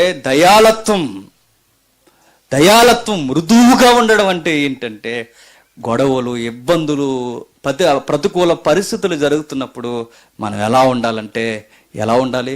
తల్లి గారాబం చూపిస్తున్నట్టు ఉండాలట. నిజంగా తల్లి గారాబం చూపిస్తున్నా కొంతమందికి తెలియదండి గారాబం చూపించడం. అలాగ ఆడుతూ అక్కడ పడిపోయాడు, కాలుకి దెబ్బ తగిలిస్తుంది అనుకోండి, వెళ్ళి కొంతమంది తల్లులు విచిత్రమైన తల్లులుగా దెయ్యాలు వాళ్ళు ఏం చేస్తారు తెలుసా? ఆ దెబ్బ మీద దెబ్బ లోటేసేస్తారు. ఆడికి చూసారా? ఆడు పడిపోయాడు, ఆడు దెబ్బ తిన్నాడు. ఈ టైంలో ఆడు దెబ్బ మీద దెబ్బ అంటే దెబ్బల మీద దెబ్బలు తినేస్తాయి. నువ్వు తల్లివి కాదు, నువ్వు బాధ గురిచే కొడతావు. అని తీసుకొచ్చి, ఏం లేదురా నాన్న, ఏం కాదు, ఏం అయిపోయిందిలే అని ఆడి దెబ్బను భయపడకుండా ఆడిని క్షమించి తీసుకొచ్చి నేర్పించి, ఇలా ఆడితే ఇలా తగిలిందా, మన తగిలిందా అని చెప్పాలి. అలా కాకుండా మొట్టికాయలు వేసి దాన్ని గింజేసి జుట్టు ఎట్లా లాగేసి అని గోడకేసి గుద్దేస్తాయి. ఇంకేంటి చెప్పండి? లాలించడం కదా, మృదత్వం కాదు, మరేంటి? క్రూరత్వం. పర్యాయ పదం కాదు, విరుద్ధ పదం. క్రూరత్వం. తల్లిలా లాలించాలట, తల్లిలా మనం లాలించాలని. గలతీ పత్రిక 4వ అధ్యాయం, గలతీ పత్రిక 4వ అధ్యాయం 19వ వచనం. నా పిల్లలారా, క్రీస్తు స్వరూపం మీ యందు ఏర్పడే వరకు మీ విషయమై మరలా నాకు ప్రసవ వేదన కలుగుచున్నది. ఇప్పుడు నేను అంటున్నాను, పాలిచ్చే తల్లిగా మారాలంటే ముందు ఏముండాలి చెప్పండి? ప్రసవ వేదన ఉండాలి. ఈ మాట ఎంతమందికి అర్థం అవుద్దో. పాలిచ్చే తల్లిగా నేను మారాలంటే, పాలిచ్చే తండ్రిగా, పాలిచ్చే తల్లిగా, పాలించే తండ్రిగా నేను ఉండాలంటే, పెద్ద దిక్కుగా నేను ఉండాలంటే ముందు నాకు వచ్చేది ఏంటో చెప్పనా? ప్రసవ వేదన. దీర్ఘశాంతంలో మనం నేర్చుకోవాల్సింది ప్రసవ వేదన. ప్రసవ వేదన పడిన మనకు ఇచ్చే లక్షణం ఏంటంటే దేవుడు దయాలత్వం, పాలు. ఇప్పుడు ఇలా ఏమో మనం డబ్బా పాలు ఇచ్చేద్దాం గొడవ లేకుండా. డబ్బా పాలు ఇచ్చేవాడికి ఆడికి ప్రసవ వేదన ఏంటాడికి? ఆడి జీతగాడాడు అంతేనా? ఆడు ఏం చేస్తాడు? డబ్బా, అది ఆరోగ్యమే చెప్పండి బిడ్డకి? అది ఆరోగ్యం కాదు. ఆడు ఆరోగ్యాన్ని పెంచడు. ఆరోగ్యకరమైన తల్లి ఏం చేస్తుందంటే తన పొట్టను చీరుకొని మోసి కష్టపడి కన్నీరుతో కంటది కొడుకును బిడ్డను. కన్న తర్వాత ప్రసవ వేదన పడిన ఆమెకి దేవుడిచ్చే గిఫ్ట్ ఏంటంటే ఆ మృదత్వం. అప్పుడు పాలిస్తుంది. నేను అంటున్నాను, శ్రమల గుండా, వేదన గుండా, అవమానాల గుండా నడుస్తున్నావంటే నువ్వు ప్రసవ వేదనలో ఉన్నావని అర్థం. నిన్ను ఒకరోజు దేవుడు పాలు ఇచ్చే తల్లిగా దేవుడు నిన్ను మారుస్తాడు. నిజముగా మారుస్తాడు దేవుడు. నాకు నేర్పిస్తున్నాడు. పౌలు అంటున్నాడు, కానీ నేను మరలా మిమ్మల్ని కనాలనుకుంటున్నాను. ఆల్రెడీ ప్రసవ వేదన పడ్డాను నేను. ఇప్పుడు మరలా పడే ప్రసవ వేదన ఏంటంటే క్రీస్తునందు మిమ్మల్ని కనాలనుకుంటున్నాను. పాలు ఇవ్వాలని నేను చూస్తే మీరు ఇంకా పుట్టని శిశువులుగా గర్భంలో ఎదగని బిడ్డగా మీరుంటే ఎట్లా చెప్పండి అని బాధపడుతున్నాడు ఆయన. ఎంత మంచి మాట చూడండి. సామెతల గ్రంథం 15వ అధ్యాయం ఇప్పుడు చూద్దాం. సామెతల గ్రంథం 15వ అధ్యాయం మొదటి వచనం, మృదువైన మాట క్రోధమును సల్లార్చును. దయాలత్వానికి ఉన్న పదవి ఏంటంటే మృదువైన మాట క్రోధమును సల్లార్చును. మృదువైన మాట చెప్పండి అమ్మా. నొప్పించు మాట కోపమును రేపును. దయాలత్వం, మృదత్వం, పొలైట్నెస్ అంటే ఏంటంటే నిజంగా చెప్తున్నాను, మనిషికి గౌరవం ఎప్పుడు ఉంటుంది చెప్పనా? మాట్లాడవలసిన విధముగా మాట్లాడితే మనిషికి గౌరవం పెరుగుతుంది. మంచిగా రైమండ్ సూట్ వేసుకుని వచ్చి బాడీ స్ప్రేలు ఎరగొట్టి కిలోమీటర్ దూరం స్మెల్ వచ్చేసి ఇలా గొడవ లేకుండా వచ్చేసి అన్నీ చేసిన నోటి మాట బాగాలేదు అనుకోండి, చి ఆ నోరెడ్డి కంపురా బాబు అంటారు. ఆ నోట్లో నోరెట్టకంటారు. నోట్లో నోరెట్టడం అంటే ఇంకా తెలియదు. ఆడ మాటలు వంకరెక్క. ఆడు అలా కనబడతారు కానీ అసలు వయసు తగ్గట్టు. కొంతమంది చూడండి ఎంప్లాయీస్ చక్కగా ఉంటారు, అంత బాగుంటుంది, డిగ్నిఫైడ్ లైఫ్ వాళ్ళకి, కానీ మాట్లాడడం మాత్రం అస్సలు బాగోదు, రాదు వాళ్ళకి. ఏ మాట అంటే ఏమవుతారో తెలిసి కూడా అంటారండి, కావాలండి తెలిసి కూడా అంటారు. ఈ మాట అంటే ఫైర్ అయిపోతారని తెలిసి కూడా అంటారు. అంటే అడుగు అదొక సునకానందం అన్నమాట. అడిగి గొడవలు అయిపోడు. అలాంటి వారి దగ్గర మనం ఎలా ఉండాలంటే నేను చెప్తాను, ఒకవేళ అలాంటి ఆపోజిట్ క్యాండిడేట్స్ మనకుంటే మన వాడికి ఆన్సర్ ఎలా చేయాలట? మృదువైన మాట, కోపము చల్లారు. నిజంగా చెప్తున్నానండి, ఎంత మనల్ని ఇబ్బంది పెట్టేసినా ఏం చేసేసినా మనం స్పందించకపోతే నేను చెప్తున్నాను ఎదుటివాడు ఒక రోజుకి స్పందించడం కూడా మానేస్తాడు. నిజంగా మానేస్తాడు. బ్రిటిష్ వాళ్ళ దగ్గర నుంచి తాతయ్య గారు ఎలా తెచ్చారు? స్పందన కొరువైంది అక్కడెక్కడ. ఆయన ఏమంటే ఆయన ఏం గట్టిగా చేస్తే అన్నం తినడం మానేస్తాడు. ఆయన ఆమర నిరాహార దీక్ష, ఆ దీక్షలో ఆయన అన్నం తినడం మానేస్తాడు. ఏం చేస్తాడు? శాంతి శాంతి అంటాడు గొడవ లేకుండా. ఎందుకు వచ్చిన గొడవని ఇచ్చేసి పోయారు ఎవరు? బ్రిటిష్ వాళ్ళు. మీరు చూడండి, భారతదేశంలో అతివాదులు నిలబడ్డారా మితవాదులు నిలబడ్డారా అంటే చెప్పండి. మితవాదుల వల్లే స్వతంత్రం వచ్చింది. అతివాది విధానం రాదు. అతివాదం మంచిది కాదు. మాటకు మాట మంచి లక్షణం కాదు. ఒక పట్టిక చెప్తాను, మీరు జాగ్రత్తగా వినండి. లోకాసు వార్త చూద్దాం ఒకసారి. లోకాసు వార్త 6వ అధ్యాయం ముగించుకుందాం. లోకాసు వార్త 6వ అధ్యాయం, లోకాసు వార్త 6వ అధ్యాయం 33వ వచనం నుండి, మీకు మేలు చేయవారికి మేలు చేసిన ఎడల మీకు ఏమి మెప్పు కలుగును? పాపులను అలాగే చేదురు కదా. మీరు ఎవరి యొద్ద నిరీక్షింతురో వారికే అప్పిచ్చిన ఎడల మీకు ఏమి మెప్పుగలను? 33లో మంచి మాట చూడండి. మీకు మేలు చేయవారికే మీరు మేలు చేసిన ఎడల మీకు ఏమి మెప్పు కలుగును? పాపులను అలాగే చేదురు. నేను చెప్తున్నాను, మంచికి మంచి చేసేవాడిని ఏమంటారు? మనిషి అంటారు. బాగండి, కీడుకు కీడు చేసేవాడిని ఏమంటారు? మనిషే అంటారు, మృగం అంటారు. మంచికి మంచి చేసేవాడిని మనిషి అంటారు, కీడుకు కీడు చేసేవాడిని మంచి అంటారు. కీడుకి మంచి చేసేవాడిని ఏమంటారు? దేవుడు అంటారు. దేవుని బిడ్డలో కీడు చేసేవారు కూడా ఏం చేస్తారు? మంచి చేస్తారు. ప్రభు మనకేమి నేర్పిస్తున్నాడు చూడండి. మంచికి మంచి చేస్తే ఏముందయ్యా? కీడుకి కీడు చేస్తే ఏముందయ్యా?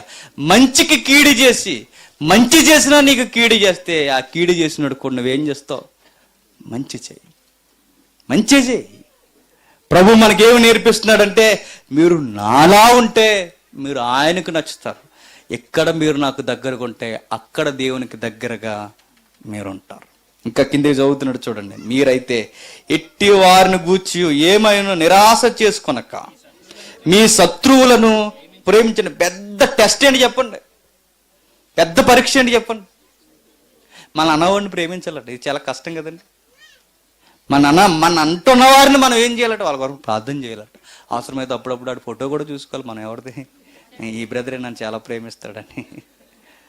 మనం అసలు ఆడు మొహం చూడలేదండి ఈ మధ్య అంటాం మనం. కానీ ప్రభు ఏమన్నాడు చెప్పండి, వాడిని చూసుకోవాలట, వాడి కొరకు ప్రార్థన చేయాలట. ప్రభు వాడి ప్రయాణాల్లో వాడి పనుల్లో నీ కృపను నీ కాపుదలను అనుగ్రహించని ప్రార్థన చేయాలట. చేస్తాం మనం, చేస్తాం. ఎప్పుడు అనకపోతే బాగోదని చేస్తాం. ప్రభువు చివరికి వచ్చేసరికి చాలా పెద్ద కౌంటర్ ఇచ్చాడు మనకి. ఏమన్నాడు చూడండి, మేలు చేయుడి, అప్పియుడి, అప్పుడు మీ ఫలము గొప్పను, మీరు సర్వోన్నతుని కుమారులు ఎందురు. మనం సర్వోన్నతుని కుమారులు అవ్వాలంటే ఏం చెప్తున్నాడు చూడండి, మీరు ఓడిపోయి మీ శత్రువులను గెలిపించండి. అంతేనే చెప్తున్నాడు. మీరు వాళ్ళ కొరకు ప్రార్థన చేయండి. ఇంకా మేలు చేయుడి, అప్పియుడి, అప్పుడు మీ ఫలము గొప్పదయుండును, మీరు సర్వోన్నతుని కుమారులయ్యుందురు. ఆయన కృతజ్ఞత లేని వారి ఎడల దుష్టుల ఎడల ఉపకారై ఉన్నాడు. కాబట్టి మీ తండ్రి కనికరము గలవాడై ఉన్నట్టు మీరును కనికరము గలవారయుండుడి. తీర్పు తీర్చకుడి, అప్పుడు మిమ్మల్ని గూర్చి తీర్పు తీర్చబడదు. నేరం మోపకడి, అప్పుడు మీ మీద నేరం మోపబడదు. క్షమించుడి, అప్పుడు మీరును క్షమించబడుదురు. వియుడి, అప్పుడు మీకు ఇయ్యబడును. అనిచి కుదించి దిగజారినట్లు నిండు కొలతను మనుషులు మీ ఒడిలో కొలుతురు. మీరు ఏ కొలతతో కొలుస్తారో ఆ కొలతతోనే మరలా మీకు కొలవబడునని చెప్పాను. చూడండి, మీరేం చేస్తే మీకు అదే జరుగుతున్నాడు. నిజంగా చెప్తున్నాను, నేను రోగిని అయిపోయాను అనుకోండి, రోగుగా ఉన్నప్పుడు నేను కోరుకునేది ఏంటి చెప్పండి, ఎవరైనా వచ్చి నాకు సహాయం చేస్తే బాగుండు అనుకుంటాం. ఆ టైంలో మనం సహాయం చేయలేదనుకోండి, ఎవరు సహాయం చేయలేదనుకోండి, నేను నేర్చుకోవాల్సింది ఏంటి చెప్పనా, ఒక రోగకరమైన పరిస్థితిలో ఉన్నప్పుడు ఎవరైనా సహాయం చేయకపోతే ఎంత బాధ ఉంటుందో నేను నేర్చుకున్నాను. కనుక రేపు పొద్దున ఎవడైనా రోగి అయితే మనం ఏం చేయాలి, సహాయం చేసి ప్రార్థన చేయాలి. మరలా ఎవరైనా సమాధానానికి నోచుకోలేనప్పుడు మనం ఏం చేయాలి, సమాధానం లేకపోతే బాధ ఎలా ఉంటుందో మనం నేర్చుకున్నాం కనుక ఒంటరైన వాడికి మనం సమాధానంగా ఉండాలి. ఎవరైనా ఇబ్బందులు గుండా ఉన్నప్పుడు, ఆ ఇబ్బందులు ఎటు నువ్వు ముందు పడినప్పుడు నీకు ఎవరు సహాయం చేయకపోతే, ఆ ఇబ్బందుల్లో సహాయం లేకపోతే ఎంత బాధగా ఉంటుంది నీకు దేవుడు నేర్పించాడు. కనుక మనం ఏం చేయాలి, మనం సహాయం చేయాలి. మనకు అలాగే అర్థం అవ్వదు. చూసారు, నేను హాస్పిటల్లో ఉన్నప్పుడు ఎవడు రాలేదు, ఈసారి హాస్పిటల్కి వెళ్ళి నేను వెళ్తానేమో అంటాం మనం. అలాగే మనకు అంత రివర్స్. మనకి చూసారా, నాకు ఇబ్బందులు ఉన్నప్పుడు నాకు ఎవడైనా సహాయం చేశాడా, నేను చేయను. ఎందుకు, నాకు ఎవడు చేయలేదు కనుక. ప్రభు మనల్ని ఎందుకు ఇబ్బందుల్లో పెట్టాడంటే, ఇబ్బందుల్లో ఉన్నవాడు బాధ ఎలా ఉంటుందో నీకు చూపించాడు. నువ్వు అలా చెయ్యి, అంత బాధ ఉంటుందని నీకు తెలిసింది కనుక. నీకు సమస్య ఉన్నప్పుడు ఎదుటి వాళ్ళ సమస్యలు ఉంటే ఎలా ఉంటుందో మనం చూపించడానికి మనం చెయ్యాలి. దేవుడు మనకి ఎందుకు కొన్ని పర్మిషన్స్ మనకి ఇస్తాడంటే, నువ్వు సర్వోన్నతుని కుమారుడు అనిపించుకోవాలంటే ఇవన్నీ మనం ఏం చేయాలి, చెయ్యాలి.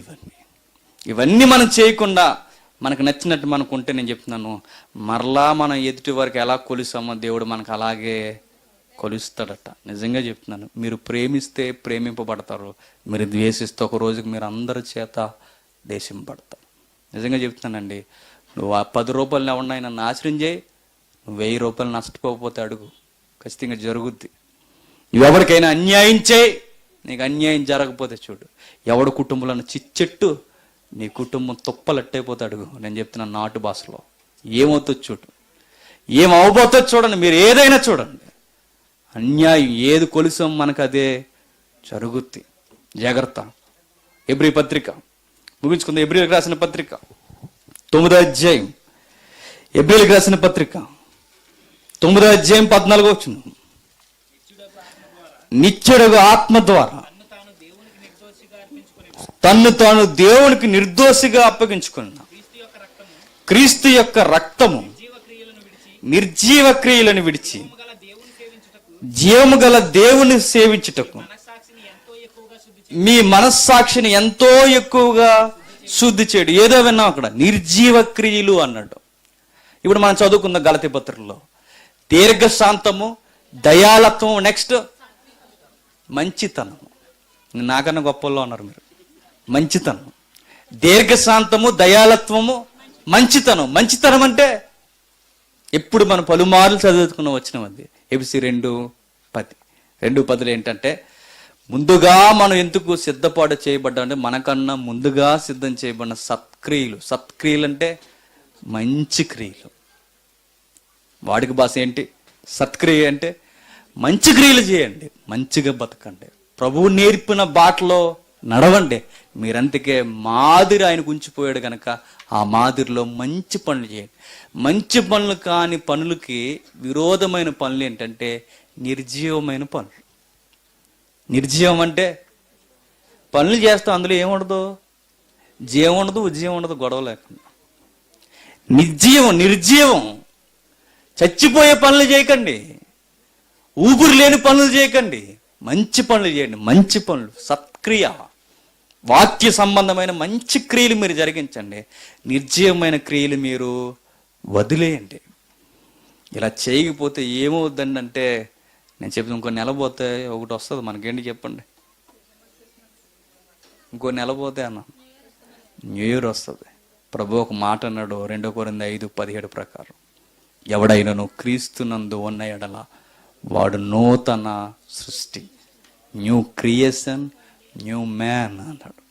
నేను కొత్త వ్యక్తిని, నవీన స్వభావం కలిగిన వాడిని. ఎప్పుడంటే నేను పాతోళ్ళలాగే ఉంటే బాప్తీసం తీసుకున్న నేను నూతనమైన వ్యక్తిని కాదు. నేను బాప్తీసం తీసుకున్న తర్వాత ఇంకా మరలా నాలో కనిపించవలసినవి ఏంటంటే ఎవరిని వదిలేయాలి. నూతన సంవత్సరం ఎప్పుడు వచ్చిందో చెప్పినా మనకి బాప్టిజం తీసుకున్నప్పుడు వచ్చింది. నూతన సంవత్సరం వచ్చింది కానీ నూతన క్రియలు మాత్రం రాలేదు మనకి. ఇంకా అవే వస్తున్నాయి. ఏవి చెప్పండి? ఏవి? ఆ పాత రోత క్రియలే. నువ్వు దేవుళ్ళలోకి రాకముందు అదే ఫైరింగ్, నువ్వు దేవుళ్ళలోకి వచ్చినప్పుడు అదే అబద్ధాలు, దేవుళ్ళలోకి రాకముందు అవే అబద్ధాలు, దేవుళ్ళలోకి వచ్చినా అవే అబద్ధాలు. నువ్వు దేవుళ్ళలోకి రాకముందు అవే వంకర చూపులు, ఇప్పుడు దేవుళ్ళలోకి వచ్చిన అవే వంకర చూపులు. దేవుళ్ళలోకి వచ్చినప్పుడు దేవుళ్ళలోకి రాకమునుపు చేంజింగ్ మనకు కనబడాలి. ఆ పాత మనిషి చచ్చిపోయాడు, ఇప్పుడు నూతనమైన మనిషి క్రీస్తునందు వచ్చాడు. నూతనమైన మనిషి యందు నూతన క్రియలే కనబడాలి. చచ్చిపోయిన నిర్జీవ క్రియలు మరలా రాకూడదు. చివరిగా యోహాను 3వ పత్రిక 11వ వచనం, ప్రియుడా చెడు కార్యమును కాక మంచి కార్యమును అనుసరించి నడుచుకును. మేలు చేయవాడు దేవుని సంబంధి, కీడు చేయవాడు దేవుణ్ణి చూసిన వాడు కాడు. ఎంత బాగుందో చూడండి అన్నమాట. ప్రియుడా చెడు కార్యములు కాక మంచి కార్యము, మంచితనం. గలతీ పత్రికలో చెప్పిన మంచితనం ఏంటంటే మంచి పనులు చేయడు, నిర్జీవమైన పనులు వదిలేసి మంచి కార్యమును అనుసరించి నడుచుకోవాలి. మేలు చేయవాడు దేవుని సంబంధి, కీడు చేయవాడు దేవుని చూసిన వాడు కాడు. మేలు చేసేవాడు ఎవరట? కీడుకు మేలు చేసేవాడు. కీడుకు ప్రతి కీడు చేయక కీడుకు మేలు చేసేవాడు ఎవరు? దేవుని సంబంధి. కీడుకు కీడు చేసేవాడు ఎవరి సంబంధం చెప్పండి? అపవాద సంబంధం.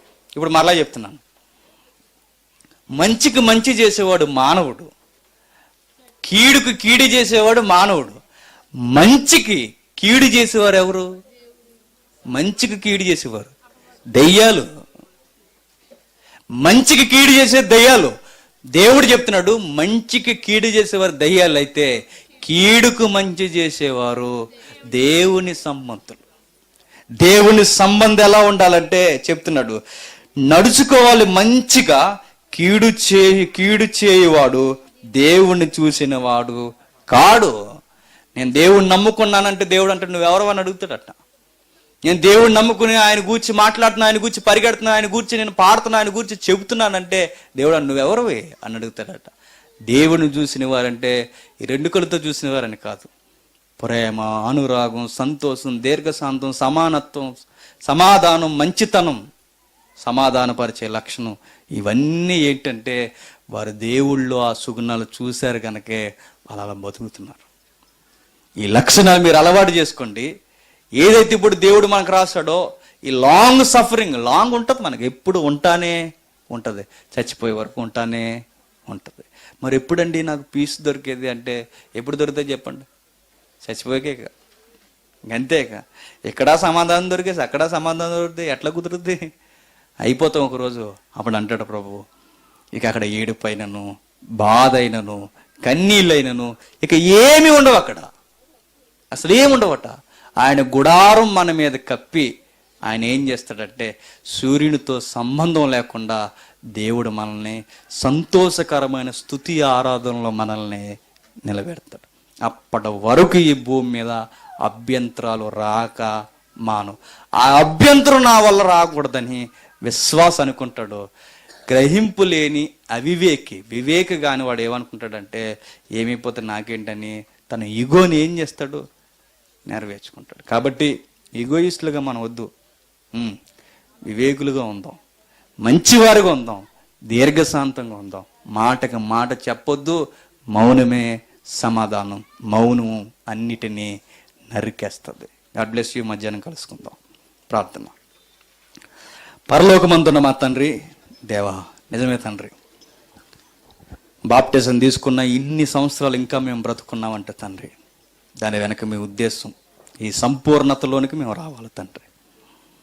తండ్రి తల్లికున్న మృదుత్వం తండ్రి, తల్లి లాంటి దయాలత్వం తండ్రి, మీ కుమారులు కోరుకున్న తండ్రి, మీ కుమారుల్లో కనిపించిన తండ్రి దయాలత్వం, మంచితనము, దీర్ఘశాంతము తండ్రి, మేము కూడా తండ్రి కనుపరచడానికి మా చుట్టూ మాకు నచ్చని వారు, మమ్మల్ని మాట అంటున్నవారు, మమ్మల్ని ఇబ్బంది పెట్టేవారు మా కుటుంబాల్లో, మాలో, మా స్నేహితుల్లో, మా ఇరుగు పొరుగు వారు, ఈ సమాజంలో ఎంతమంది ఉన్నా వారిని చూసి మేము కోపపడడం కాదని తండ్రి, మాకు మీరు ఏదో నేర్పిస్తున్నారని, మాలో ఈ లక్షణం మీరు చూడాలనుకుంటున్నారని తండ్రి గుర్తెరిగి ఈ పాఠాల గుండా మమ్మల్ని నడిపిస్తారని కోరుతున్నాను దేవా. ఆనందించే మనసును మాకు ఇవ్వండి. మమ్మల్ని నిందిస్తున్న వారిని చూసి ఆనందించి వారి మాటలకు సంతోషించే మనసును మాకు ఇవ్వండి. మా గుండెల్లో ధైర్యాన్ని మీరే నింపండి తండ్రి. ఈ మాటలు తండ్రి ప్రతి సంఘానికి చాలా అవసరం. ఈ పరిశోధనలో తండ్రి ఈ మాటలు మీరు అందించినందుకు మేము ఎంతగానో స్వీకరిస్తున్నాం తండ్రి. ఎవరు ఈ మాటలు విరోధ భావంతో తీసుకొనక కేవలం ఇవి నాలో లోపాలు ఉన్నవి, నాతోనే దేవుడు మాట్లాడాడని గుర్తెరిగే స్వభావాన్ని ఆ వ్యక్తికి అనుగ్రహించండి తండ్రి. తండ్రి ప్రతి ఒక్కరిని మీ చేతులకు అప్పగిస్తూ మరలా మీ చిత్తమైతే మధ్యాహ్నం తండ్రి విస్తరించి మేము మాట్లాడుకోవడానికి అనుకూలమైన సమయమును జ్ఞానమును మాకు అర్థిస్తారని కోరుతూ క్రీస్తు నామని ప్రార్థన సమర్పిస్తున్నాము తండ్రి. ఆమేన్.